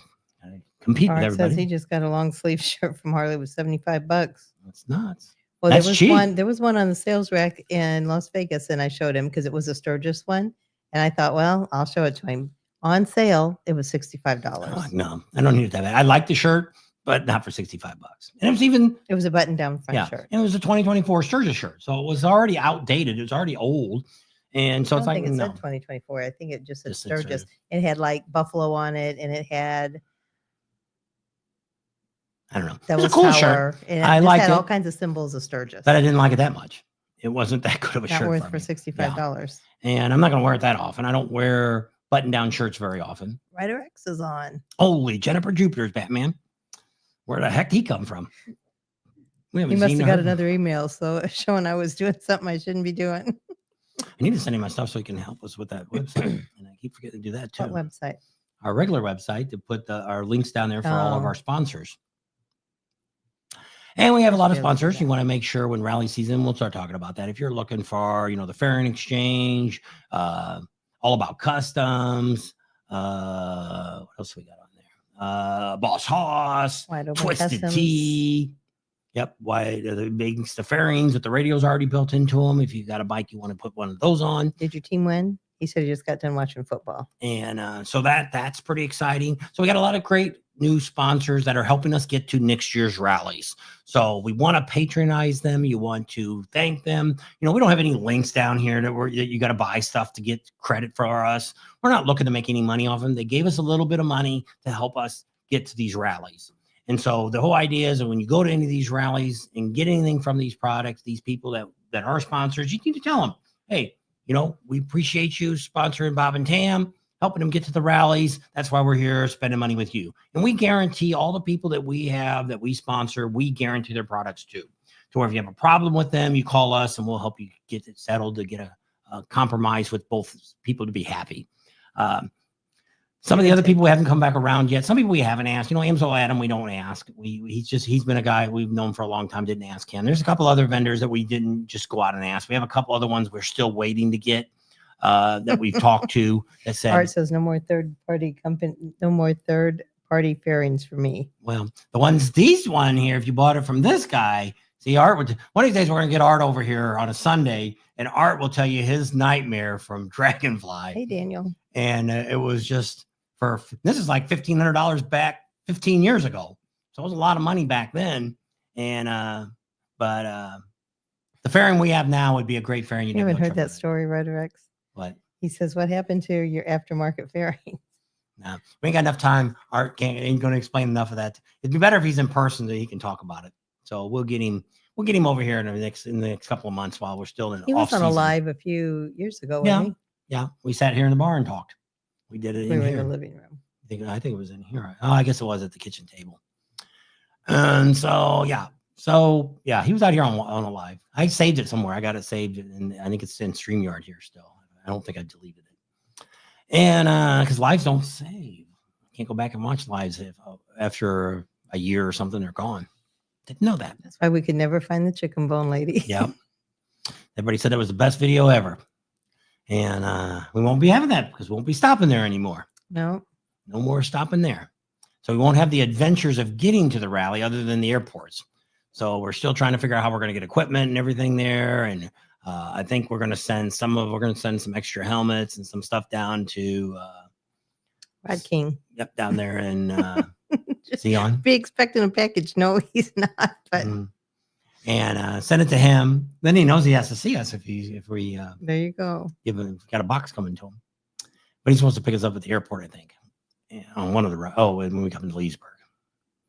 And so we're still working on motorcycles to ride. We got one that said that no problem, they're going to make it all done, but we want to see it in riding first. I do have another person that we're supposed to call after Thanksgiving and talk to them. So we might end up having two because we might end up doing the one might only want to give us bikes during rally time. And the other one, I think will give us a bike anytime we need to use a bike. So we're trying to get that all straightened out. If it all gets worked out, then that'd be great. If it doesn't, then I don't know what we're going to do for motorcycles. Well, my other choice was to ship my bike down. That's what the idea was, to ship my bike down for Leesburg. And then we would have it for Leesburg, Panama City, and Myrtle Beach, and then have them haul my bike back home. And we're going to talk to them in just a few weeks because that's Haul Bikes. And That's in January. yep. So make So them auction. yep. So we'll be talking to them. So we'll kind of, by then I should have everything else all ironed out. And if we need to send my bike, then we'll send my bike down and it'll be there and then get picked up. And we already got a place to drop it off. Gator Harley said we can leave it there. And then I think Steven's trying to get something set up with Myrtle Beach Harley to let us set the bike there. They can come pick it up there. They have to disconnect the battery and everything when I drop it off because they don't guarantee, they don't put it in Flush mode or yeah. whatever. travel mode. So I don't want my battery to be shot when it comes back. Uh-oh. Ryder says he has an interesting issue with his bike. Oh, no. Not motor wise, is it? I hope not. Hope not either. So yeah, I'll have to get him on and he can talk about that one night. We'll get you on as a extra, we can put you on in the extra screen here. We'll bring you on and you can tell us what the hell's going on with your 131 engine. I see a peacock too. Jeff says. And so, yeah, probably sees a turkey. Yep. So Oh, over there. Where is it? It's a Jimmy Buffett thing. It's 3 parrots. oh, yeah. Margaritaville, right Jimmy here. Buffett. Bins to the left, bins to the right. You That's can't what really it see says. everything real good. The light's supposed to be red. Do these lights look red behind us? No. I don't know if it's because the light we have on us is white and it's washing them out. I don't know. Don't know. Change it to blue and see what it looks like because you got orange walls. Yeah. I don't know. Things to play with. We're trying to get some mooding here, mood lighting and stuff. We should move the table over more probably because you got a lamp coming out of the back of your head. Well, and then you can see the door too. It's down that way more. You can Slide it more this way probably. See my Jimmy Buffett chair. Beach chair. Can't sit in it. And if we bought that at up there in Rose thing. Oh, at the Rose Bowl Yeah, flea Rose market. Bowl flea market. I want to get back up there too and see that. I know. I gotta go back to California for that. They always have some neat stuff. No, not motor related. My LEDs on the front where wheel will not shut off. Oh no. That's not a good sign. Did you get those? I don't know where he had. I didn't know he had any LEDs on his front wheel. The wheel Oh that goes my God. around. I don't know, I guess. You know how maybe those ones that stay on after you turn the bike off? I don't know. I don't know. Jeff says it looks cool. Zero is sending me some replacement parts. Okay. And they're pretty good. What you have to watch on aftermarket parts, Okay. if you're installing them, never ever cut their wiring. Like if you get like she's got a phone charger, the phone easy. charger when I got her new handlebars. You didn't call about that either. We'll get your new handlebars. You were supposed to do this week. I was going at over the weekend. He's not there. I guess I could have called him at home. I told you Thursday, Wednesday or Thursday. I told you about it because I figured if you called before Friday, because Friday's not there all day, you get her new handlebars. You got to replace those, and then she got a new phone charger to put on her bike. But that wire, if you cut your wire anywhere, Zero will not warranty them. They're definitely one that won't. I'm not sure if Custom Dynamics will warranty them, but usually they already have a wire, like a loom on the end. That's what it is. That's if it's just a wire and there's nothing there, then it's not that big a deal. But if they've already got a harness on it, a plug or something like that, or an eyelet, then you can't cut that or they'll void the warranty. They'll say you altered it.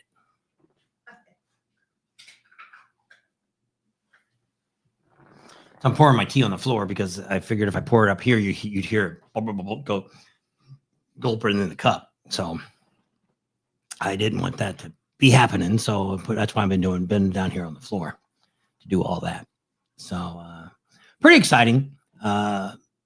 This is lull time for us, kind of catch up time. Since she's going to clean the house up tomorrow. We haven't really, I don't know if you've cleaned that. We don't have anybody coming over. So it's not like she's got to have the house spotless. So she's kind of been picking things up. We still got clothes. She still got to hang up from what came out of the suitcases from this last trip. And so we don't go to her daughter's house. I'm only looking to go a couple days. I'm not staying there a week like we normally would. Get there maybe Tuesday or Wednesday and leave by Friday and or Saturday at the latest.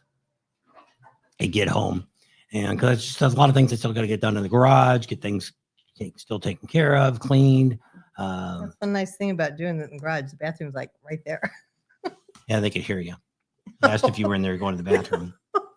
I wouldn't doubt it. I mean, it's right there. I didn't take the microphone in with me. Yeah, I turned it that way so you could hear you. Don't think so. And so I feel yeah. much better. So, Thorough installed them, but there is a short on the set on the left wheel hub. and a lot of that stuff does it. All this Orangish. aftermarket stuff. They said the lights look orangish. One of the things on. you have to watch with when you're sticking this stuff on your bike and stuff, you got to definitely got to clean it real good. You got to use the alcohol wipes that they give you to clean them so it's nice and dry, and then make sure it gets a good stick. If you got wax and stuff on, you got to get all that off your bike. Just a lot of issues when you do it yourself. But you really got to watch who does your stuff after, because we've seen some crap stuff. Sometimes we're at some of these dealerships and stuff, and they got an aftermarket guy in there selling lighting and stuff, and it looks like he's putting it on with duct tape. And it's like, oh my gosh. I said, we were at one venue and I'm like, we're not filming any of this. I'm not, he had like Custom Dynamic, he had a little sign up, but he wasn't Custom Dynamic. He probably bought his lights from them. But I'm like, I wouldn't let this guy do the grandkids tricycle, which they're too big to ride tricycles. So I wouldn't even get it to him for them. So yeah, there's some, and Art would tell you that there's some shady work done. That's No. what they're, There was no Zero sponsors us. no. Ciro, a lot of big ones, Ciro, Rick Rack, they want to pay you a commission for what you sell.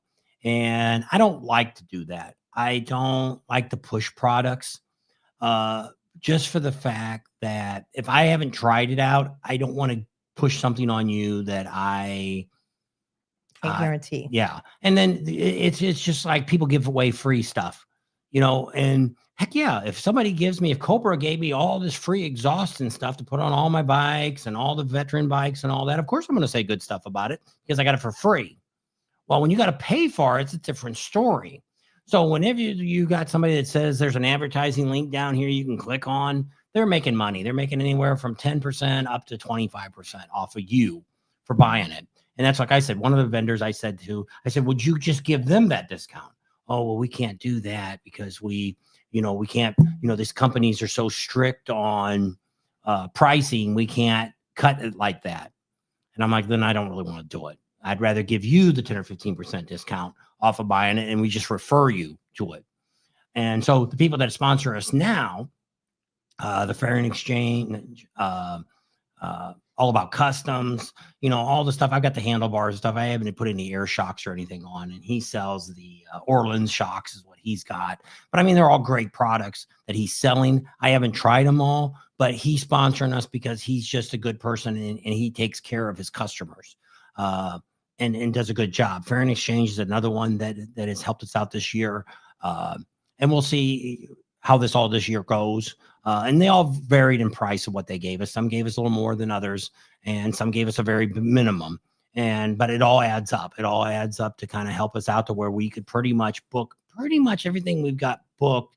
I've got the money to pay for the airline tickets, and we've got money to pay for the motel rooms. That's it.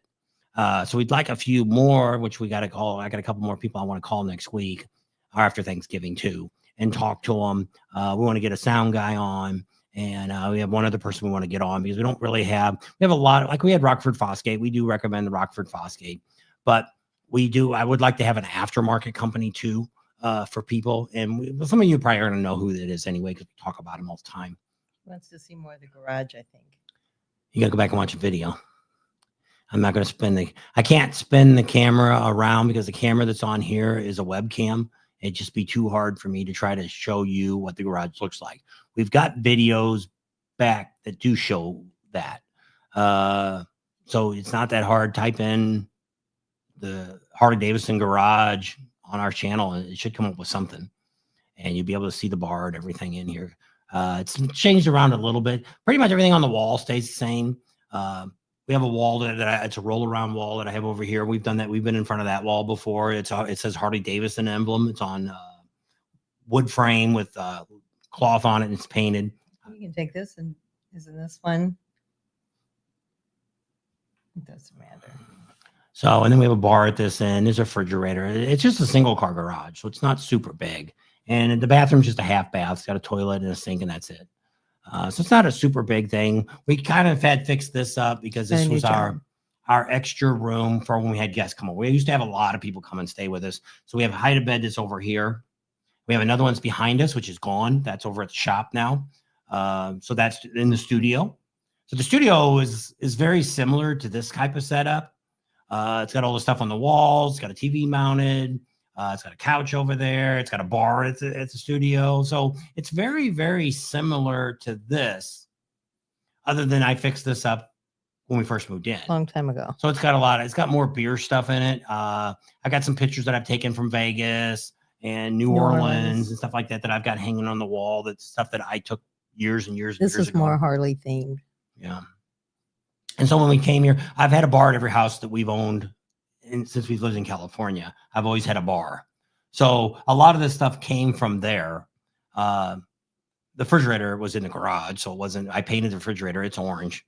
And then, but a lot of the shelves I already had. I've had, the bar's been bouncing around. I got a big Michelob Ultra sign that says "Welcome to Long Beach." I've had that for 15 years probably. What else is in here that's really old that I've had for a long time? The glass cases I've had for a while. I've had them. We got those at IKEA. Yeah. We've had that. One of my DJ systems is over here, which I turned it on a while back and it didn't sound too good anymore. I guess the heat's gotten to the CD players.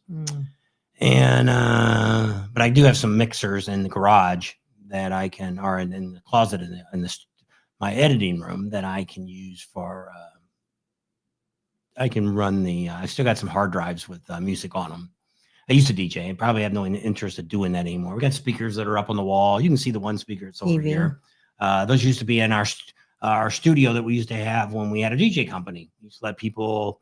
We had videos that we let them watch. We made videos. We did wedding videos and stuff. People come in and watch them. Had a 100-inch screen. I got that someplace. I think it's in the other room.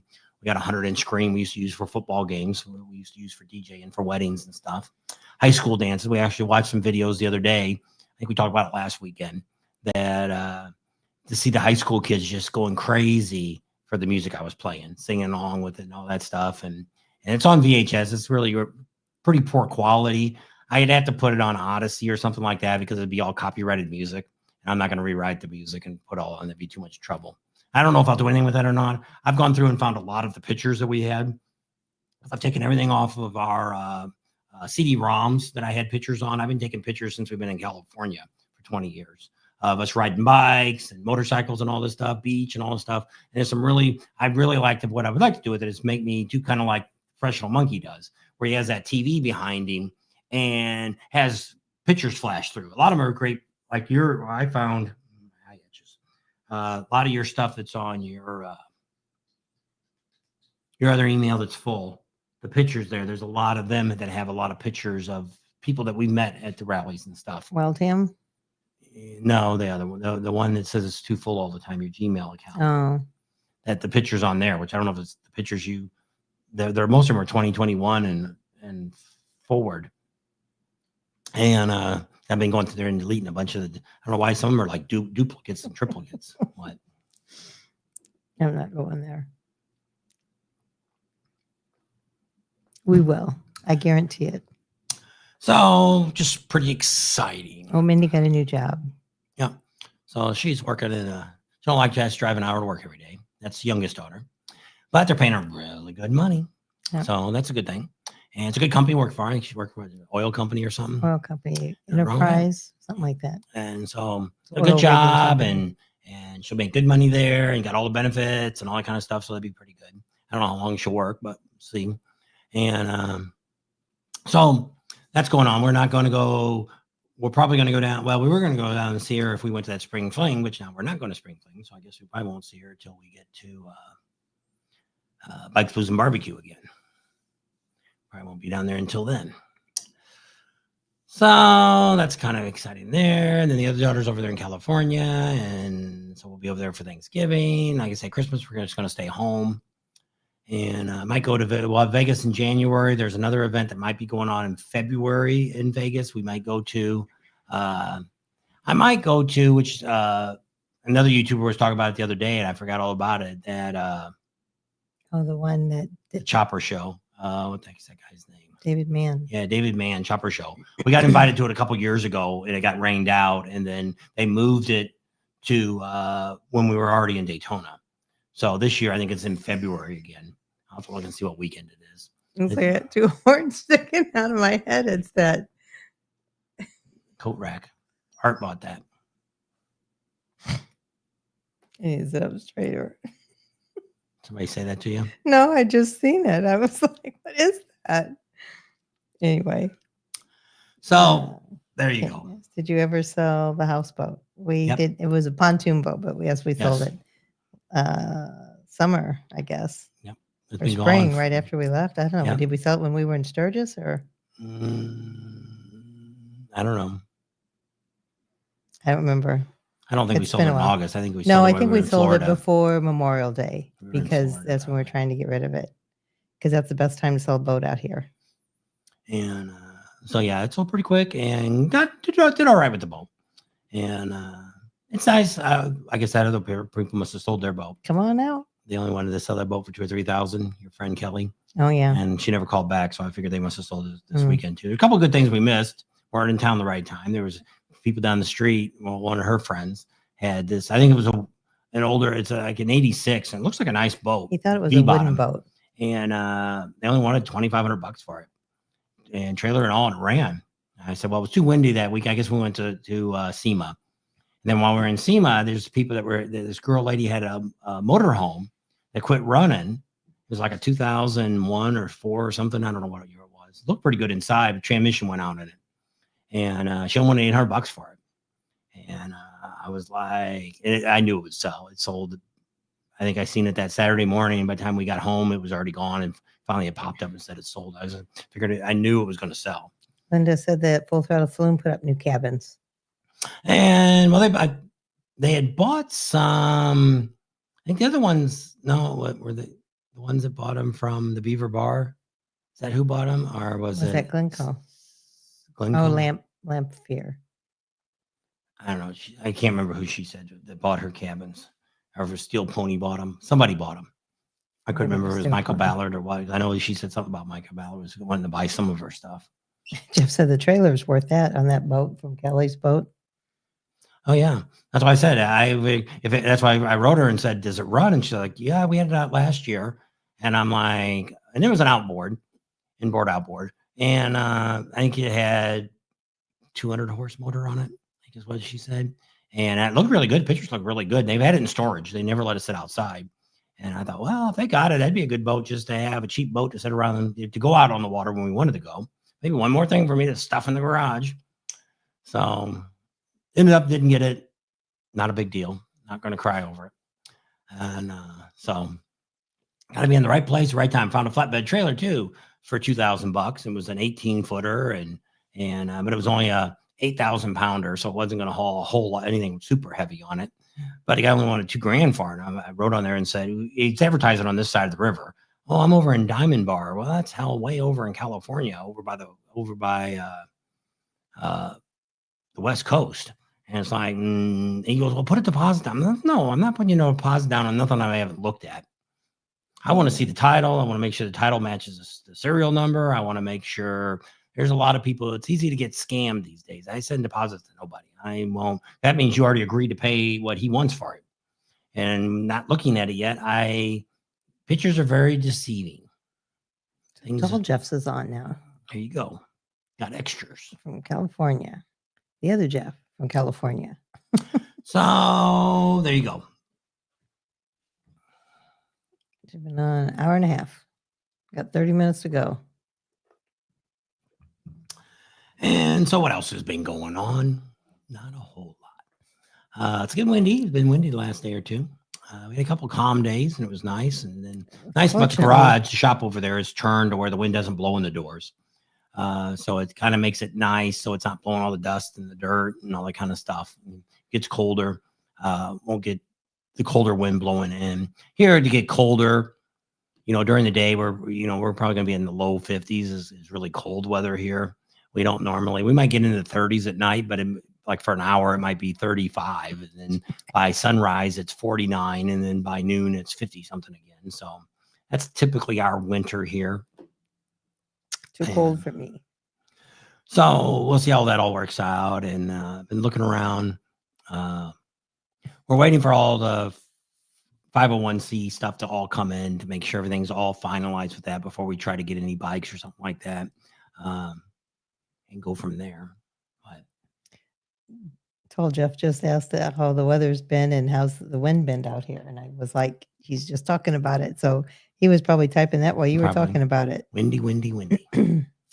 And At least the day we went to the dump, because we had all that styrofoam. We had a ton of styrofoam.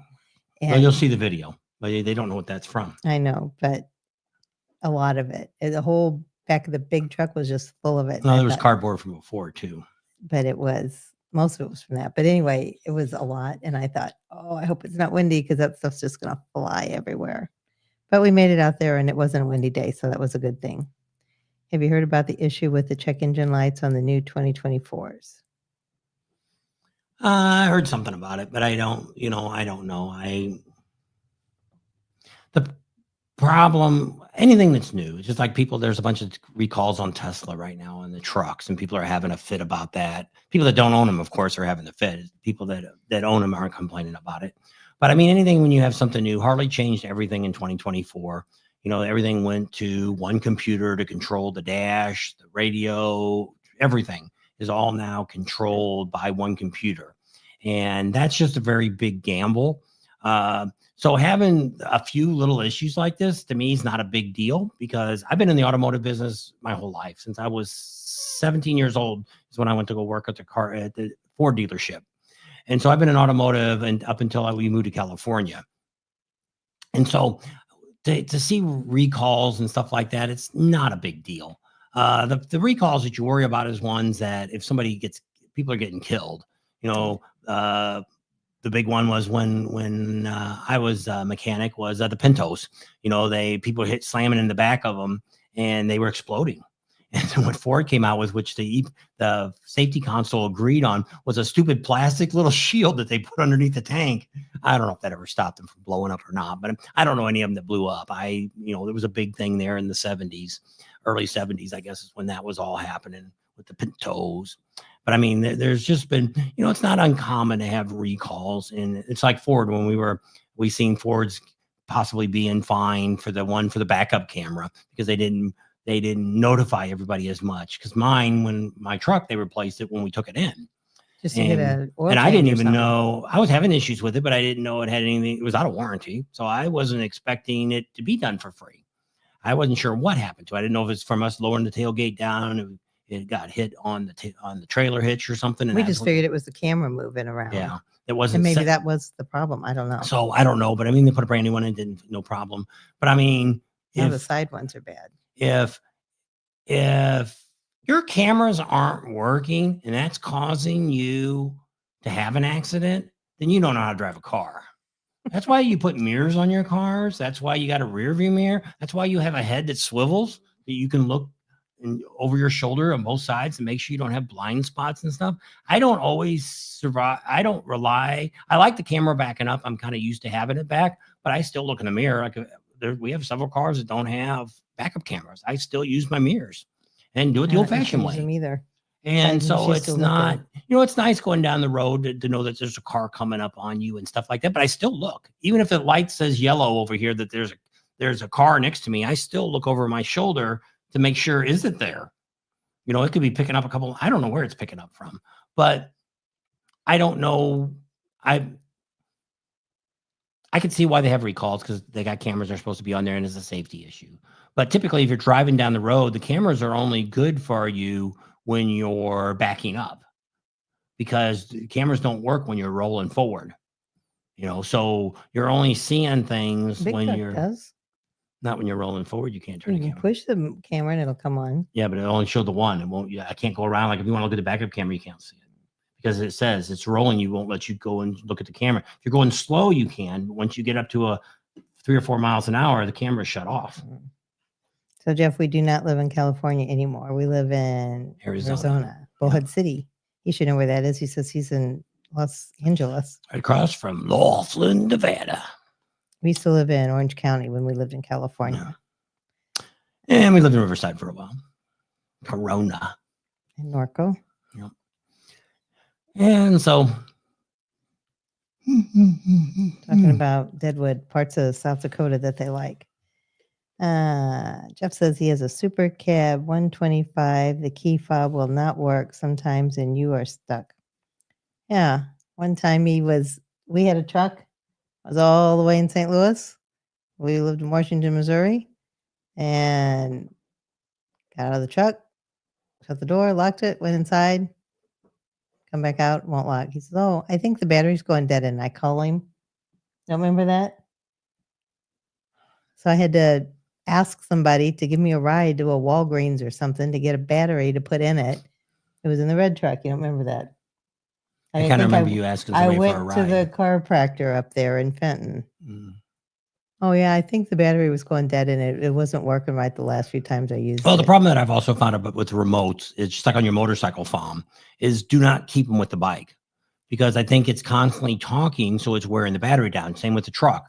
I usually throw it in the door panel inside the truck when it's locked, cover it up, and I'm going through batteries in those now. So I'm taking the keys out of that now and throwing them in my toolbox and shutting the drawer. So it's a little bit farther away. It's probably not picking up anymore. But I think that's one of the big problems when you look at it is if you've got one that you're keeping next to the bike too much. You know, some people throw it in their cup holder and leave it there all the time. Well, I think it's talking to the ECM all the time, and that's what's wearing the batteries down in them. Take your Could battery be. away. So Rowan wants to know, we don't know. It depends on how much money we get and how many bikes we get. He wants to know how many, are we only going to restore one bike a year to give away? Or are you going to skip a year? We'll do something every year. How many bikes? We have no idea. So what we're going to end up doing is we'll give you a To the sneak peek moon? of what we're going to do is we're looking to get a veteran, and we've got several people that's already kind of volunteered to do this, to do a video for us that actually says they come on and say, hey, you know, I'm a veteran. I've been in this war, da, da, da, da, da. I ride a Harley. You know, I watch Bob and Tam. If you've got a Harley sitting at home that maybe it was your dad's, or maybe it was your grandpa's, or maybe, Brother, yeah, then it's not sister. road anymore, donate it to these guys. Let them pass it on to the next generation that a veteran that could use this bike. So we're looking for people that have more like a PTSD issues, things like that. We're not looking just to give to somebody that just was a vet, had no real, you know, I'm not saying you don't deserve a bike, but we're trying to give a bikes to people that is going to help them with their rehabilitation of especially like if you got PTSD. It's like me. When I ride my bike, typically, which I don't ride it that much anymore because most of the time I'm at rallies, but I usually just jump on my bike and ride. And it did. You calm down, you're kind of away from everything. You know, well, for a long time we didn't even have radios on bikes. And so you get your thoughts to yourself. And it did, it kind of relaxed you. It was kind of like therapy. And so we heard about that. so what we want, that's kind of what we want to do with these bikes is we really want to find people that have PTSD or something like that, or maybe they thought about getting a bike to see if that might help and they want to take this challenge and do it or whatever. So that's kind of the avenue we're trying to go down. So it's not necessarily that everybody that was a veteran since, you know, whenever till today. Well, the other thing we're not going to be able to do either is like if somebody's got some sort of disability, like they're missing a leg or missing a hand or something like that, we're not going to be able to fix up bikes for those kind of people either. We just don't have that capability or those resources to at this time fix a bike. Not saying like we would that. never go that road. Somebody would have to come and volunteer to say, hey, I've got this equipment we can give you. We can make all the controls up on top. Then yes, we could do something like that. Now, if this doesn't end up working this way, then we may go the other way to where we may give bikes and we do raffles on them. And then we take that money and we give it to different veteran organizations. Now that's another possibility. I don't really want to go down that road because I just don't want to have to deal with all that. But that might be a possibility down the road. I don't know yet. We'll see how this goes. This was the dream that I wanted to do, was to do bikes to help people that have gone to wars, have had these issues, and could use something like this that would, you know, because no doctor's going to say, hey, I'll write you a script for, you can go buy a motorcycle and let your insurance pay for it. Well, nobody's going to do that. So this is a way to where we find people that could use these Told you. bikes and we give them away. And we don't really want to do like somebody was going to give us a bike here really quick. And I think things aren't going to work out right now that where it's going to happen that way. And she was thinking about doing that, letting all you could refer somebody. Well, the problem with that is not saying anybody would do that, because as soon as we say we're giving away a bike, we're going to get people that we don't even know. You know, somebody that's never even seen our channel, they're just looking to get a free bike. So some girl writes in and says, my brother, he's a veteran. He could use a bike. Well, then we find out if we give the bike to the guy, he wins it. We find out he wasn't even in the service. So, you know, people can make all somebody kinds. did that with us. I guess they were giving away a free trip that cruise for a cause or something. It's a motorcycle cruise they go on. And one of our subscribers called us and they're like, they're giving a trip away for a free veteran. I want to put Bob's name in it. Bob was a vet, right? And I said, no. And so she couldn't do it. So, but I mean, there's not saying people that would do that weren't. You say, oh, well, you got to show your paperwork and all that stuff. You know, you can forge anything nowadays. You know, people are stealing people's identities left and right. So it wouldn't be hard to do something like that.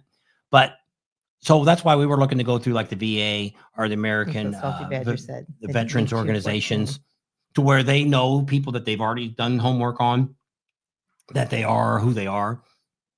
Or they already know people that are in need, that they know a bike would help them. And so we weren't really going to rely on our local people. We were going to go to like the Salty Badger says you can't forge a DD 214. I don't know. I wouldn't say you can't forge anything. When you can make counterfeit money, you can probably forge that card. Anything is possible. Just like what they're trying to say now, driver's license, they're trying to put this mural and all this stuff on it. Nowadays, Hologram. with AI and all this stuff that's out here now, anything is possible. Heck, they can steal your home from you. They could, wherever you're sitting right now, somebody could be looking at your home and doing paperwork on it. And Monday they close on it and you don't even know they sold your house. They forged you. They were you when they went to the bank and did all the paperwork. So yeah, and the world is that way now. So you really, really, really got to be cautious on everything and really keep your eyes open to what's going on. Watch your credit, watch, people, it's just all these scams. We have one here, Lake Havasu, and I'm about to disown this group because it gets all this spam of all these people putting these things. Oh, you can get an apartment, rent this house for $700. And it's got all these nice trees and stuff. Dude, we're in the freaking desert. There's no trees like that in here. So it's a scam. Well, it's a link they want you to click on and go to. Probably 10 or 15 a day that I catch because I put spam on it. And I don't know who the administrator of this account is. I've wrote on a couple of times. I'd even be the administrator. It's been so bad that I'd be a monitor or something on this channel because it's just awful how much crap gets thrown on here. And it's like I'm on another one that's M8s for Harley-Davidson, and the guy that's running it is letting everybody put all this political crap on there for the next couple months because it's election time. Dude, it's an M8 motorcycle thing. Why are we talking about politics? And it's just like, I don't know why people, just like on our channel, I don't do our Sturgis page, doesn't have a lot of activity on there because we don't allow all that extra crap coming on. People putting, everybody putting girl pictures up of some girl that they stole off the internet someplace. And they're saying, oh, I'm looking for a ride. I always love these women that, oh, I'm looking for somebody to ride. Take me to Sturgis. And, it's a freaking dude. There was one the other day, I finally clicked on the profile and the girl was putting on there. They're trying to find somebody to ride with. They want to ride to Arizona Bike Week and they want to ride to the Sturgis with somebody. She's saying she wants to ride with somebody. Well, when you click on her profile, because I do this with everybody, I click on your name and then I go to your profile and I look at you and I pull it down and about 3 pictures down is her boyfriend or her husband sitting on their bike and a whole bunch of pictures of that. So some guy's thinking he's going to get lucky with this girl and go riding with her, and you're going to find out she's got a dude with her. So you're not getting lucky by doing it. But I mean, all these people go on these websites, go on to these dating websites. If you want to try to find a date, don't rely on these social medias like our page or some of these other ones out here. Daytona is always the worst one like that. It hasn't been so bad the last couple of years, but the first couple of years we started this, all these guys were like, man, how do you pick a girl up down in Daytona? I want to pick up a girl. Leesburg was the same way. I want to pick up a girl while I'm there. And I'm like, dude, wherever you're coming from, if you can't find a girl in your neighborhood that wants a free ride on a motorcycle, a free trip, you're paying for the hotel, the motel, you're buying the gas, you're buying everything, you're feeding her, all this, a free trip at home. Yeah, probably ain't going to find nobody down there in Daytona or Leesburg. There's probably a problem with you. Rex wants to know if we did a video on the airbag vest. He just No. bought one and he said he'll never ride without it. No. We knew about it before they ever came out. Yep. My son-in-law did a commercial on them. Yeah. We've kind of talked a little bit when we were in Daytona in Florida, and they didn't end up showing up. They were supposed to come out like the week before, and they were going to do some big thing, and it ended up, I think at the last minute, they decided they weren't coming out. So Tall Jeff wants to know how your chopper is running, your blue bike. How many miles does it have on it? And did you do an oil change yet? they ain't done nothing on it. It hasn't even been out of the garage. It's still got the 2 miles on it when I got it from. So I'm my idea was start it with the regular start thing. You can ride it around the driveway, can't you? Or the yeah. down the I'm street? probably that was my original goal, was to maybe go ahead and start it up. I already started. It does run, and take it out and actually ride it a little bit around the neighborhood. I wouldn't go very far on it, and just to make sure that everything's working when I get done. Because if it doesn't, then I'm better off just selling it the way it is and letting it go. Or because just depending on what all it needs. Because my goal was originally with this thing was it was all about content.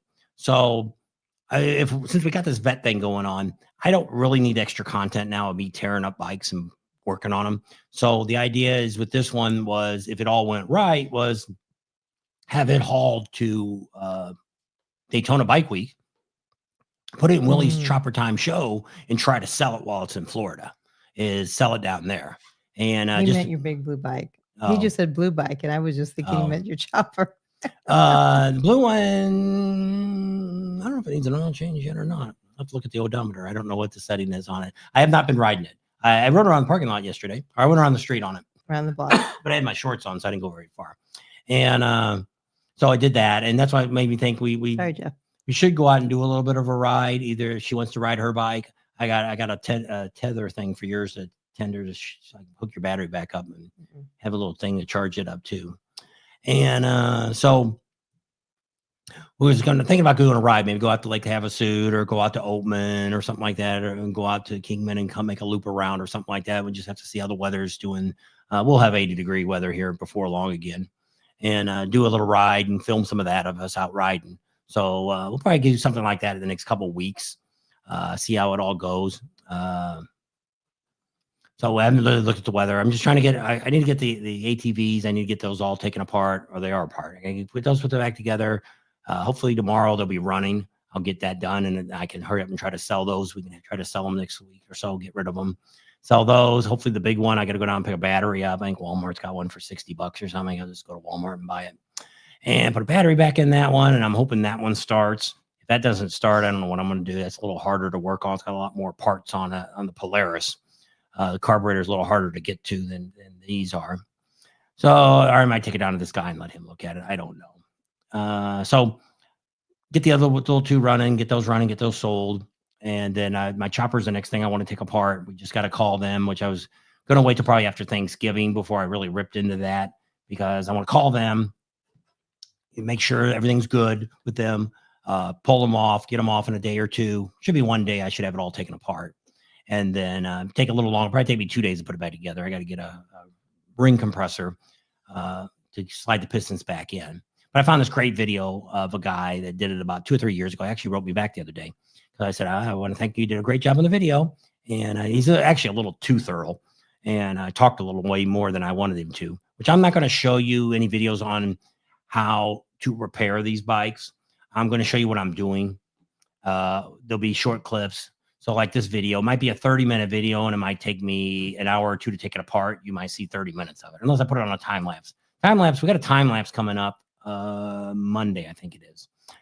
Or is it Wednesday? Wednesday is the time lapse, and you'll see a little bit of time. It's really fast.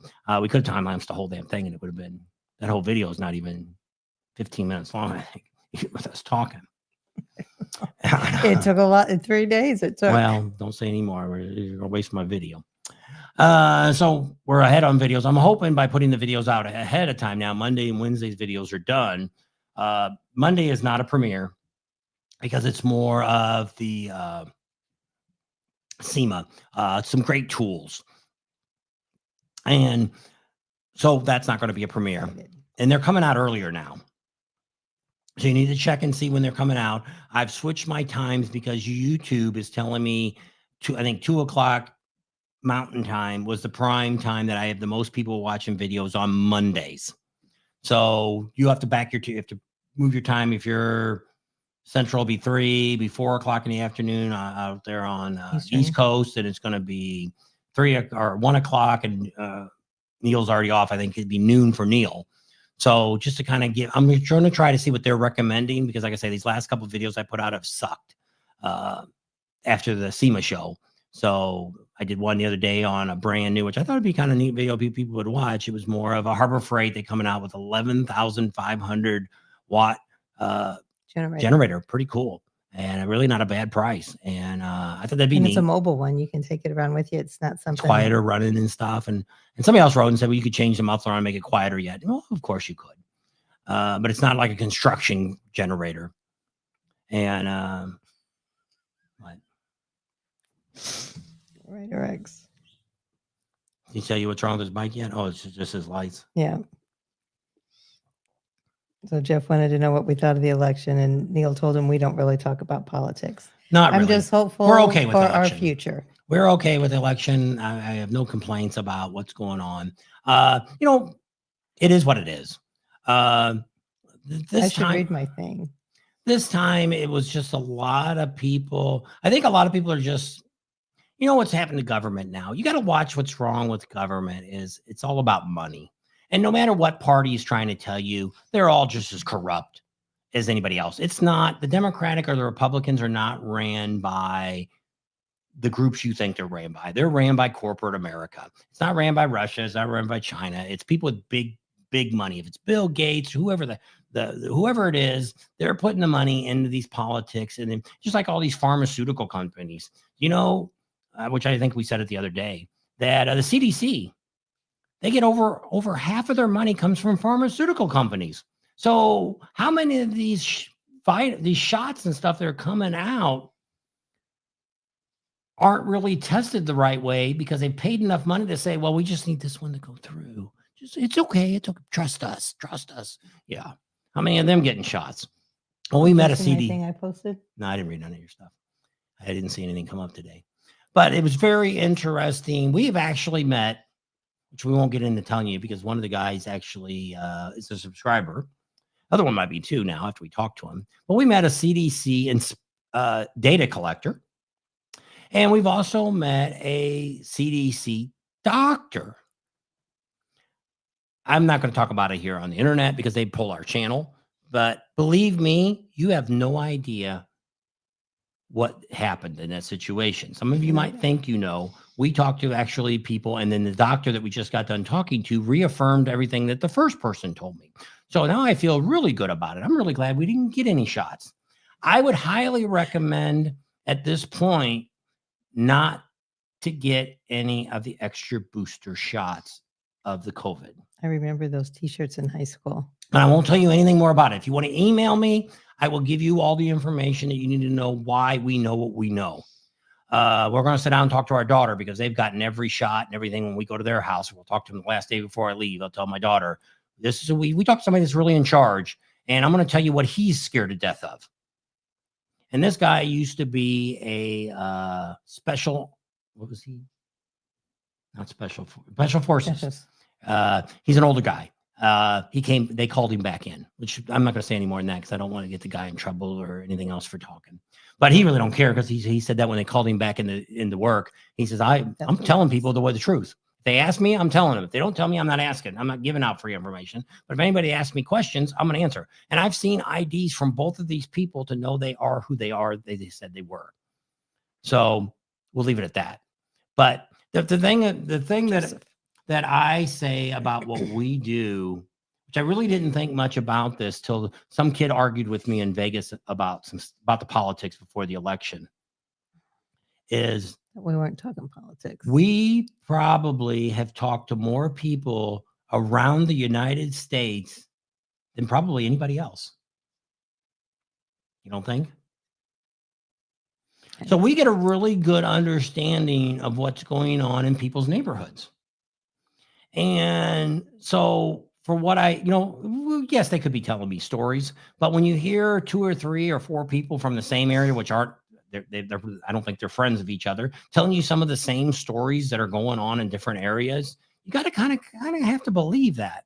So we probably see the United States different from a lot of other people. And you might say, well, you're just talking to motorcycle people. No, we talk to a lot of people everywhere. We're in campgrounds. We talk to people that are in the campgrounds that start chatting with us. We talk to people that own businesses that have nothing to do with, motorcycle rallies and stuff. So we talk to a lot of different people. Because sometimes we just say, well, they'll say, what do you guys do? Well, we have a YouTube channel. Oh, really?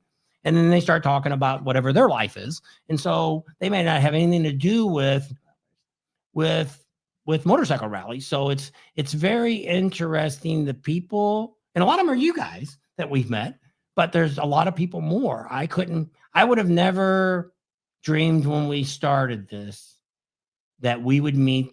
We probably have met, I don't know, 100,000 people. I don't know. We've met a lot of people from all over the world. And that's why I said over the world too. And there probably isn't very many countries that we haven't met somebody from either. Now, a lot of those I haven't got to sit down and talk a lot with, but some I have. But it's very interesting also what other countries think of us. And it's not what they tell you on the news. And that's very interesting. So all along, we've been lied to for a long time. And way too many people believe everything that you hear is not real. And somebody we know, another friend of ours, just put some stuff on his Facebook page saying how anybody that voted for this person, he wants to disown them and all this. And he's kind of getting some backlash from this. Well, I kind of wrote him a personal message and said, hey, you may not want to go down this avenue. I said, a lot of your friends are the same friends we have. They're in the motorcycle industry. The sad thing about, depending on what politics you are, more people that are in the motorcycle industry is more conservative than they are liberal. Not saying we have a lot of liberals that are on our channel too. A lot of them we know, and a lot of them we talk to. They have no problem with. And but it's kind of like NASCAR. If you went to a NASCAR race, you're going to find more people that are conservative than you are liberal. If you go to a baseball game, you go to a football game, you go to most things like it. Now, if you go to a play or something like that, no, you're going to see more liberal people at a New York play or an LA in a play. You're going to see more of that theater work. So you kind of got to see where you are. So when this guy kind of said this, he actually wrote a while back that when the bullet missed that guy, he wished it would have killed him. And I'm like, somebody else had told me, another one of his friends is a friend of ours, and said, he needs to take that down. And it's like, you don't ever want to wish. It's like I say, when people used to say, he's not my president. I wasn't fond of this last guy at all, but he still was the president of the United States. And I gave him the respect for being president of the United States. Yes, he had some issues and things like that. Maybe the election wasn't what it was, but he still was a president for those last 4 years. And I'm okay with that. He's the guy. You got to wait till the next election to try to vote somebody else in. And the bad news is, it's just like everybody says, I used to always tell her the favorite line, well, which evil do you want to vote for this time? Because it's like, they're not normally going to give you what you really want. This is going to be I think will be very exciting these next 2 years. We're going to see. We'll see in the next couple of months how this racks up. But there's so many. This guy was writing all this stuff down that it's going to be like a sex party going on in the White House, and all this other stuff's going on. And it's like, just like they say, Marilyn Monroe used to go see John F. Kennedy too. and Clinton had somebody underneath the table in his desk. So, you know, when people look at stuff, it's apples and oranges, and it's still all fruit. And so when you try to condemn one person, you really got to condemn the whole system because they're all getting away with it. And I used to always complain about it out in California. When we lived in California. Jeff's there. Pelosi's got one of the highest fences around her yard with guards, but yet she wants to have the border no wall. Does that make any sense? Why don't they live in the same neighborhoods we do? People like Oprah Winfrey, and this is years ago, this is before she ever said anything about anybody, is she had gone, this is probably like in the 80s or something. She went to Walmart or Kmart, I was thinking it was Kmart or something, to Walmart when it first started. And she couldn't believe milk was only $2.50 a gallon. She thought it was $5, $6, $10 a gallon because she pays somebody to go buy her groceries. So they don't, most of these people that have real money don't deal with what we have to do every day. They don't even pay their own bills. They have somebody else, they have an accountant that writes their checks for them every day, you know, pays their bills for them, pays their things like that. So they don't really know what the average American has to deal with. And when people look at this gas and stuff, it's kind of like when we always own a gas station. What was the favorite thing you used to love about our gas station? You didn't have to pay for it. She never had to buy gas. And she didn't realize after 3 years and she didn't have gas, she figured out, oh crap, that costs a lot of money to fill that car back up. Yeah. But it was the price of owning a gas station. We wrote it off as expense. Can't audit me now because that was way long time ago, way over 20 years ago, over 50 years ago almost now, 50, 60, now would be that. I guess it'd be How long we been married? 45. That was probably 44 years ago. There you go. And I can't come after me for that. So that's the reality of what the world is about. And to me, you know, let this guy see what he's going to do. If he does some good things, great. If he doesn't, you know, He'll be out of there in 4 years. yeah. And then you get to vote for the next person in 4 years and you get to try it all again. But I mean, it's what's going on now more than anything else. I'm so worried about before this election was more of a nuclear war starting. And we would be sucked into that in a heartbeat. And, you know, if we're getting it from both sides, it's definitely going to hit here. And that's what I'm more worried about than anything else. And I'm still worried about it at this moment, but we'll have to see if this guy can calm people down. You know, if he can get these wars to stop again, like he did his last 4 years he was in office, didn't have any wars going on. And I think it is stupid that we fight all these stupid wars and stuff, and we're involved in all this crazy stuff. And America spends so much money. And look how many poor people we have in America. Look how many people we have, homeless people that are Americans. You know, we got a lot of veterans that are on the street. We should be taking, I'm for that too. We should be taking care of our own before we go and take care of the rest of the world. And and it should be. We shouldn't have homeless people. We shouldn't. And some of these homeless people, which we know some homeless people too, that they want to be homeless. They don't want any help. Well, find them a way that they can be someplace they can Safe. say that it's their place. You know, if they want to live in a tent, well, let's get this big old 20-acre state federal park and say, here, you guys, you can live here. And you can do what you want. We'll bring stuff in and we'll feed you. We'll give you supplies. You can come to a little store and get all your stuff for free or whatever it takes to make them comfortable in the situation that they're in. And I'm okay with that. And I'm okay with childcare. But you better go out and get a real job, you know, and it's giving people money for childcare. We could go and adopt. We could have a kid and she doesn't work. Neither one of us work. And we say, oh, well, I need the $6,000 for childcare. Well, I'm for more and more businesses are like when we had the kids were little, the hospital she worked at, they had a summer camp. And you say it didn't cost nothing, did you? Isn't that what you said? We didn't pay nothing for the summer camp? So. And they took kids everywhere. Took them to the zoo. Every day they were out. They either went to a baseball game, they went to a park, they went to everywhere. Every single day they went somewhere. They took them somewhere. And so the hospital offered that, and she dropped them off when she got to work, and she picked them up when she got off work. Days. And every day, 5 days a week. And so I'm okay with 4 that. days. And now if that business got a tax break for that, I'm okay with that too. And I wrote that on one of my Facebook posts, and somebody wrote me back and said, yeah, but those big corporations would take advantage of it. No, you would have to show you're taking care of those kids. You got to show you're taking care of 5 kids or 100 kids or whatever is going in there. You have to show that documentation that these kids, the parents have to sign off, or the parent that works there has to sign off and say they're dropping my kid off and he's here these days. And that's how you get your money, your discount, your rebate from the government for taxes. So those things I'm okay with.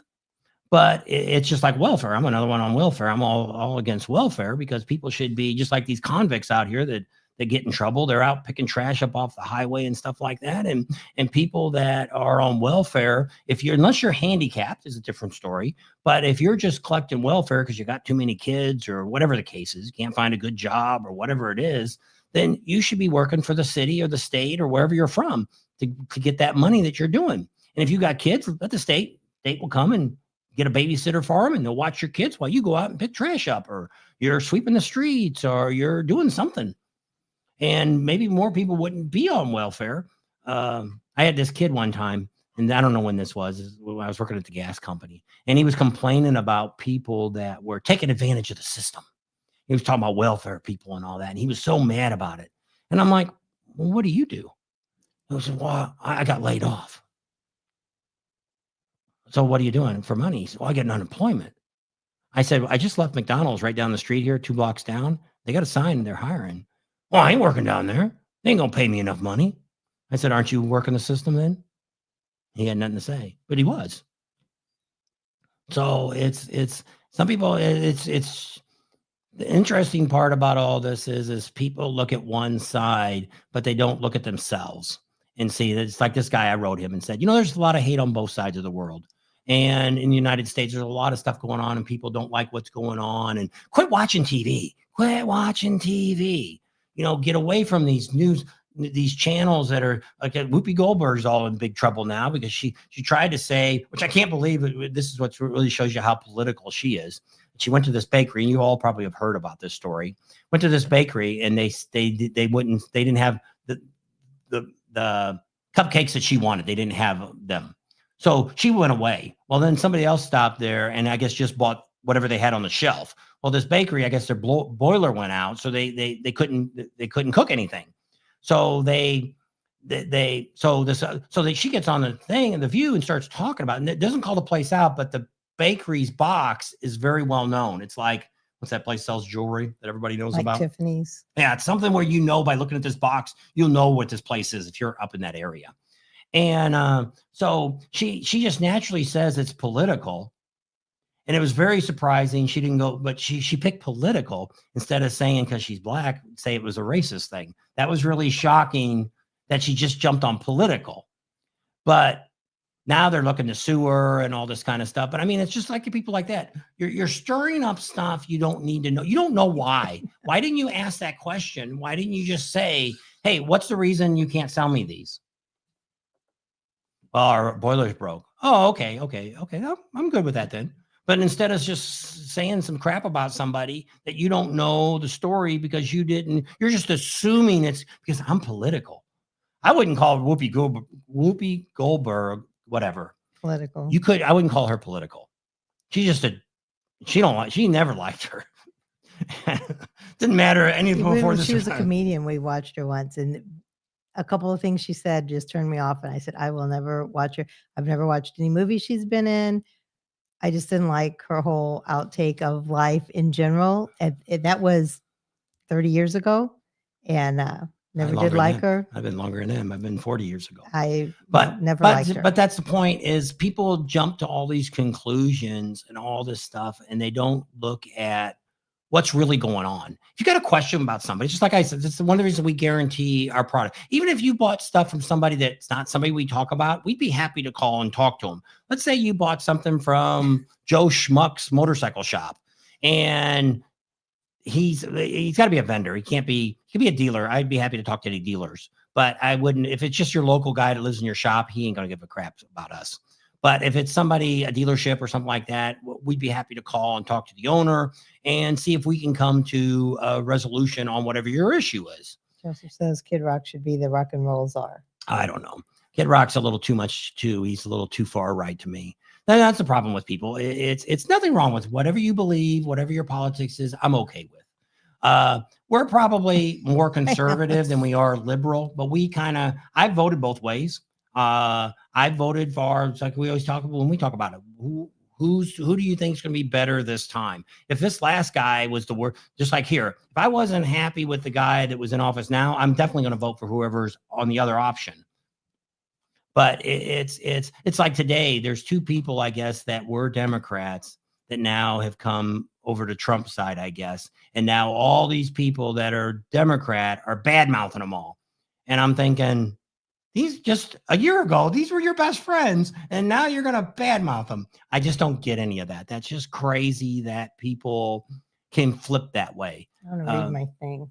We have a daughter that's far, far right, and we have another daughter that's far, far left. So we have that family, and we're somewhere in the middle of those two.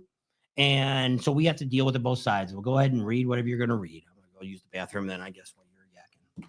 So I wrote this on my Facebook page and posted it this morning. So it says, if you're an American citizen, please read. If I need to put my glasses so I can read what I wrote.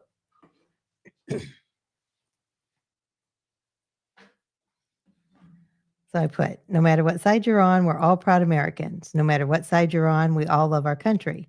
No matter what side you're on, we all have a right to our own opinions. No matter what side you're on, your vote counts. No matter what side you're on, do not believe everything you're being told. No matter what side you're on, we all have been lied to. No matter what side you're on, we need to hold our elected officials accountable. No matter what side you're on, God is and always will be in control. No matter what side you're on, in 4 years, there will be a new president. No matter what side you're on, we must stand united in order to move our country forward. No matter what side you're on, you will always be my family, my friend, my neighbor, my coworker, my acquaintance. No matter what side you're on, we can choose to love one another and abolish hate. No matter what side you're on, love never fails. 1 Corinthians 13:8. No matter what side you're on, we all must seek God, ask for his forgiveness and his guidance, and to help us restore our nation to its values it was founded on. No matter which side you're on, God loves you, and so do I. That's my 2 cents.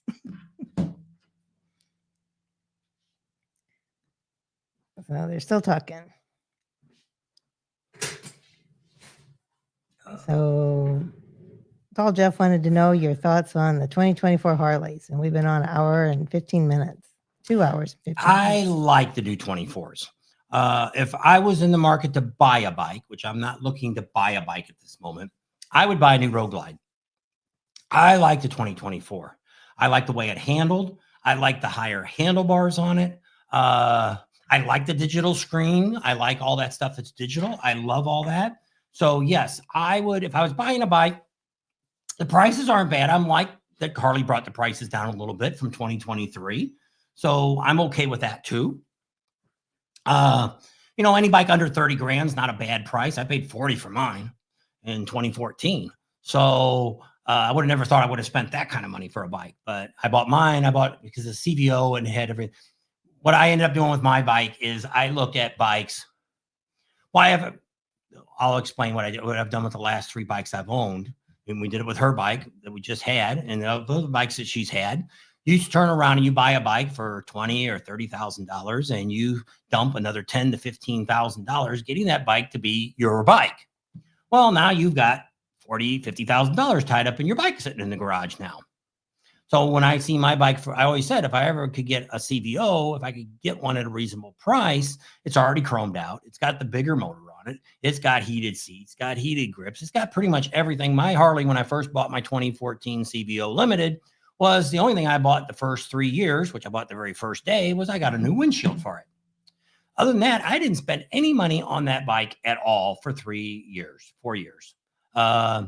Really until we started going to, probably until we got into doing rallies.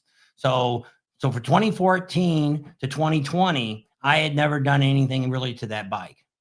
After that point is when I've done other work to that bike now, but up to that point. So if I bought a 2014 Road Glide, 2024 Road Glide, I would at this moment would do nothing to that bike. Probably if I was going to do anything to it was, especially here, I think I might put electric heated seat and the heated grips on it. I do like that on my bike. When it's cool, it makes a big difference. If your butt's warm and your hands are warm, you can pretty much ride around in your underwear and you'd be warm. So Joseph wanted to know, did you take getting used to for the new controls? He hasn't ridden one yet. Not really. It only took me taking it out on a demo ride. Yes, it was very confusing. But when I got to take it out and we took out the road glide when we went to, is that what we rode? No, I rode a street glide when we did it in Daytona. Yeah, it was a street Yeah, glide. street glide. So when I rode the street glide, once I rode it probably about 10, 15 miles, I kind of got everything down to know where everything was pretty much at. So I didn't have too much trouble with that. It's always new. Just like I got that new radio on my bike and I still need to sit down and I can run it basically, but there's some things I want to change on it. And I haven't even had time to sit down and do that. I didn't think about it till the other day when I turned the radio on and it all came up and I'm like, oh crap, I wanted to sit on here and get all this. I want to dim the screen a little bit. And there's some different things I want to do to my radio, my aftermarket radio on my bike. So there's always little things like that you want to know. There's a few places, like if you ever go to Daytona, you can go down to the dealership down there, the Harley dealer. And who do we know down there? Which one? Daytona. Harley. There's one guy we know. Oh, Dave and Helen. You go down there and talk to Dave. He's the guy that actually, I'm assuming he still works there. We called him the other day. He hasn't called us back yet. But he's the guy that would show people all the things to do with your bike, how to set everything up and turn everything on and set everything up like you want it. And that's what you need. You need somebody like that, it's kind of like my digital gauges on my bike, Dakota digital gauges. They're like that it was good that I can still go anytime I get down to the fair and exchange, I can always pull in there and say, hey, I got a problem trying to set the stupid clock won't go where I want it to go. Let us show you again how to do that. And so you can always find those experts that will give you that little helping hand.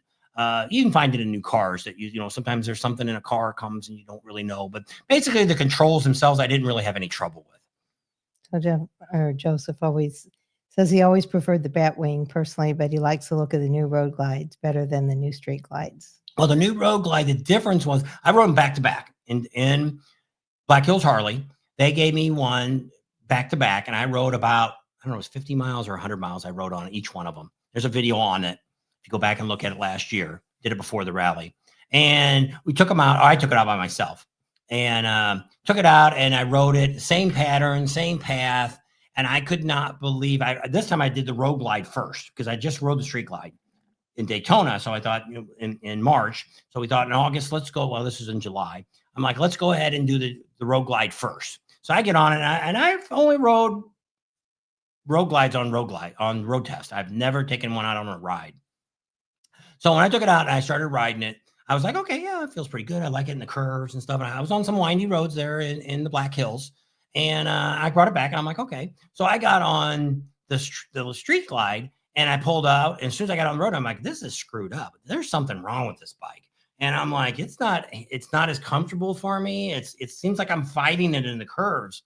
So when I got back, I'm like, I pulled it up next to the other bike and Mike came out from the dealership and he said, what'd you think? And I'm like, is this the same frame and everything? And he's like, oh yeah, it's the same frame. And we looked at everything and kind of lined it up. And I'm like, yeah. I said, it's really different. I don't know what's different on this bike than the other bike. Well, a lot of it was, I think, the handlebars, because the handlebars were more up like this. So you're more in a position of sitting like this to where the Limited, you were more street glide, you were more leaning forward. So you weren't comfortable like with mine with the new handlebars. I sit back now and it's a lot more comfortable. You're more relaxed when you're sitting up versus leaning down. That's my answer. But I couldn't find anything else different about the bike. That's why I said if I was going to buy another one, I would buy the Road Glide as my next bike I would buy to try that out. Now, I know some people, Adam Sandoval, he likes the Road Glide, especially on long trips. Makes a big difference to him. The fixed fairing and the turning fairing, I didn't notice any of that. When I was riding it, that was never my thought. But I didn't ride it at night. Where at night it's going to be a little different because the handlebars, it's a fixed, it's not going to turn with the handlebars. The headlight's not. So that would be a different, maybe at night might be something different to get a hold of on the Road Glide. But any more questions? Nope. No more questions. 2.5 hours. How many people get on? 35. 35. Holy Jennifer Jupiters. That's not very many tonight. Nope, that's about all we had on all night. All righty. So we do appreciate everybody coming out and having fun with us tonight. And hopefully the politics, I try not to talk too much politics there. I kind of get a viewpoint and stuff about what's going on and stuff, and just don't know what's going on. And a lot We of people can just hope for the best. That's right. And hopefully everything will go good. And I don't know. That's all we can hope for. Hope and pray. Yep. And it won't be long before we come around for America having another anniversary year coming up. And I just heard that the other day. Somebody was saying something about it. Anniversary year for what? I don't know how old the United States has been. It was 1776, and somewhere along the line, somebody was saying some number. I don't know what they said. 1890, 250 years. I don't know, 225 years. I don't know. I heard him saying something Maybe about it's 275. I don't know. But I heard somebody saying something about it, that it wouldn't be down the road. And so I don't know. But I don't even know what made me think of that now. But always, the country's been here a long time. We've had a lot of people come and go, got a lot of people in politics, things like that. And the problem with the government today is it's not the we, the people anymore. It's them. It doesn't matter what party they are. They're all crooks. You can't make $176,000 being a senator. In 5 years, you're a multimillionaire. You just ain't figured out how they do that yet. In 26, it'll be 250 years old. There you go. So that's not that far down the road. And so we'll be gaining, another, how many years? 200 and what? 250 years in 250 years. 2026. There you go. 250 years. The United States has been here and it'll probably be here longer unless we all get blown up. But or Jesus comes back yeah. first. Well, I might still be here if Jesus comes back. But You're going to be here? no, I said if Jesus comes back, well, they said we're all when it all happens, it's all over. Everybody's going to come back here anyway. Yeah. Well, so might be here anyway. Yeah. So don't know. See how it all goes. Rally season will be here before we know it. Sturgis people are already counting down. It's like 100 and something, 105, 109 days to Daytona. It's already coming up here pretty quick. Well, call us, Ryder Rex, if you want to come out. He said you might want to come out after the first of the year and see us. There you go. Or somewhere. We can meet you in Vegas. And the Redwoods, we are young. That's true. Yeah. So it's just a lot of great stuff going on, and and enjoy your life. Don't let things hassle you so much. It's sometimes little things just ain't. I should do the same myself. Little things shouldn't bother me. I worry more about what I do because things don't turn out right for me. And I always say that if I didn't have bad luck, I'd have no luck. My only lucky day of the year is Friday the 13th. And our first date was on Friday the 13th, January 13th. There you go. So that's how it all started on that day. It was my good luck day. And so it is what it is. And it's not worth fighting over politics. And it's like somebody the other day was writing on Facebook or something, writing something. And I said, well, are you involved with, you have kids? Are you involved with the school board? Are you on the school board? Are you in local government? Are you involved with local government? Are you involved with the state government? If you want to change things, get involved. Don't sit home and just bitch Complain and holler about everything that's going wrong. And if you don't vote, That's right. You don't have a right to complain. And I don't know what the percentage this year was, but I mean, typically it's between 30 and 35% is all that votes in the United States. Well, it's usually, when I used to run the union, it was the people that didn't vote are the ones that complained the most. My brother doesn't vote. Thanks, Jeff. And anytime I see him, he's always complaining about politics. And he's one of the people that says doesn't matter to vote or not. I said, well, then what does it matter to complain about it? You can't do nothing about it if you ain't going to do nothing. So get more involved in your community. Step up and do something. You don't like what's going on? Some of these rallies, we've done that. We've a couple of the rallies have been interested. Bikes, Blues, and Barbecue. We've trying to put our 2 cents in for Sturgis to help them out. We're not looking for anything from it. We're willing to volunteer our time to give them the what we see from other rallies. And we're not experts in everything that goes on, but we're probably the only people that actually stand back and look at the big picture. We're not out there getting drunk. We're not out there listening to the concerts. We're not out there. We have fun doing what we do, but it's different now than what we did when we used to go to Sturgis, when we went out there on our own. And because you were looking then just to find something to have fun. Well, we're now looking for that adventure. We're looking for something different. I would have never, even in Sturgis, 90% of the places we've been, we would have never gone if we didn't have a YouTube channel. Would never even thought of going to some of these places. Just didn't think we fit in where we there. So it's opened our vision to seek out other things and find better places. And there's a lot of places we go to that we don't put on our channel that end up being they suck. People are rude or they're obnoxious or it's bad food or whatever it might be. And it's like we just don't say nothing about the place because it's just not It's worth nice, recommending wasn't it? that to you. It's kind of like products. There's a lot of vendors out here. I wouldn't buy nothing from them. Couldn't even give me free stuff. And there's people that are selling. There's companies out here selling stuff. I wouldn't buy their products either. And people go, well, how do I know that? Well, you write me and tell me what you're looking to buy. And I'll tell you, I would recommend you buying it from them, or I'd tell you I'd pass. And that's the way I would go with it. I'm not going to get on here and talk about what mufflers you shouldn't put on your bike and which ones you should. And we've kind of talked a little bit about that already, about which ones we recommend for performance and things like that. And we get that experience from the people that do the work. If it's Speeds or it's whoever it might be that does that kind of work, you can't, as a YouTuber, you shouldn't really be giving people product information unless you've really done your homework yourself and checked all these companies out. It's just like me. I got the American Freedom exhaust now, and we find out they don't give a lifetime warranty anymore, and you don't hear us talking about them a whole lot anymore. I'm looking around for different mufflers on my bike. They're rusting out and stuff, and I never called them and asked them about anything. But when somebody else had complained about it, that had bought pipes from them, and they rusted it a little over a year, and they called them and said, "Oh, sorry, they're over a year old, no warranty. Sorry." And that was my big thing when I And they push that they're American made and they're such great quality. And I don't know. So at this point, but when we did the tour with them a couple years ago, 3 or 4 years ago, they were sending 90% of their stuff overseas anyway. They weren't selling a lot. Now I get a lot of emails every week. They got a sale going on, but the chances of I would never buy pipes from them again. Just for the fact, but you don't hear us talking about that anymore. We don't talk about that they're a pipe I would recommend. Because I've had them and they've been on the bike since 2015 or something, 2016 or something. I don't know when I put those pipes on. Oh, I guess I put them on since we had the YouTube channel. Yes. So yeah, so they're less than 4 years old. And so Art's got him on his bike. I don't know if he's still on or not. If my tips are what are rusted out. So They're not rusted. They're just the chrome came off of yeah. them.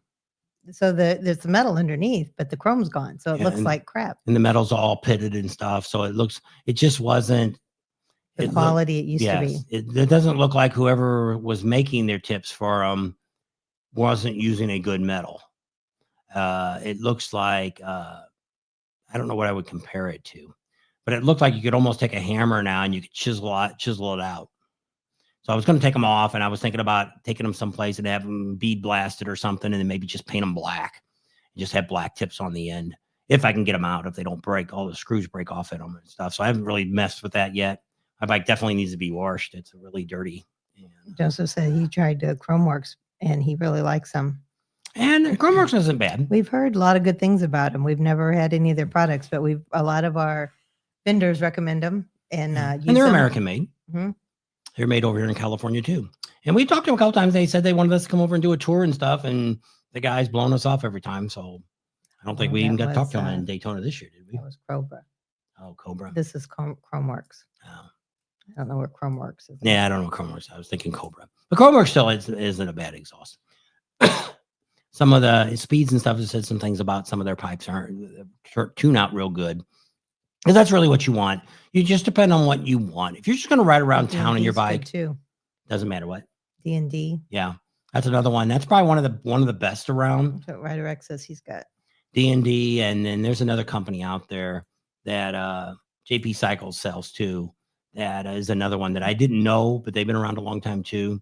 It's got like a foreign name to it, but I can't think of what that is. It seems like it starts with a T, but I don't know. But probably if I got something again, I'd probably be looking at Chromeworks or Cobra. D&D, I don't know. I have to look at the price and stuff because I don't need it for performance. I don't need anything. I just want something with a decent sound. I don't want neighbor haters or anything like that.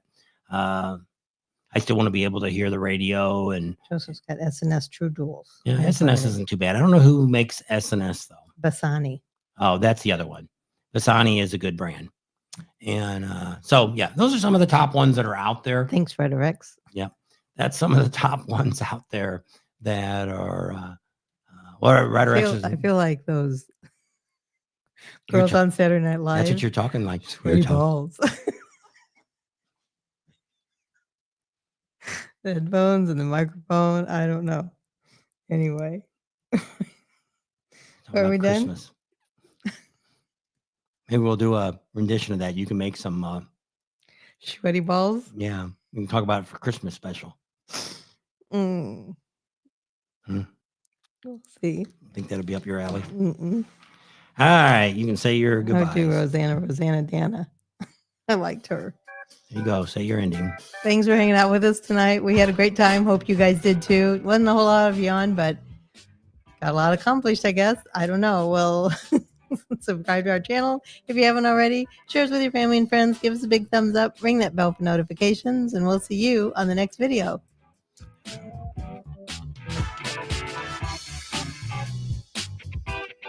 Hi.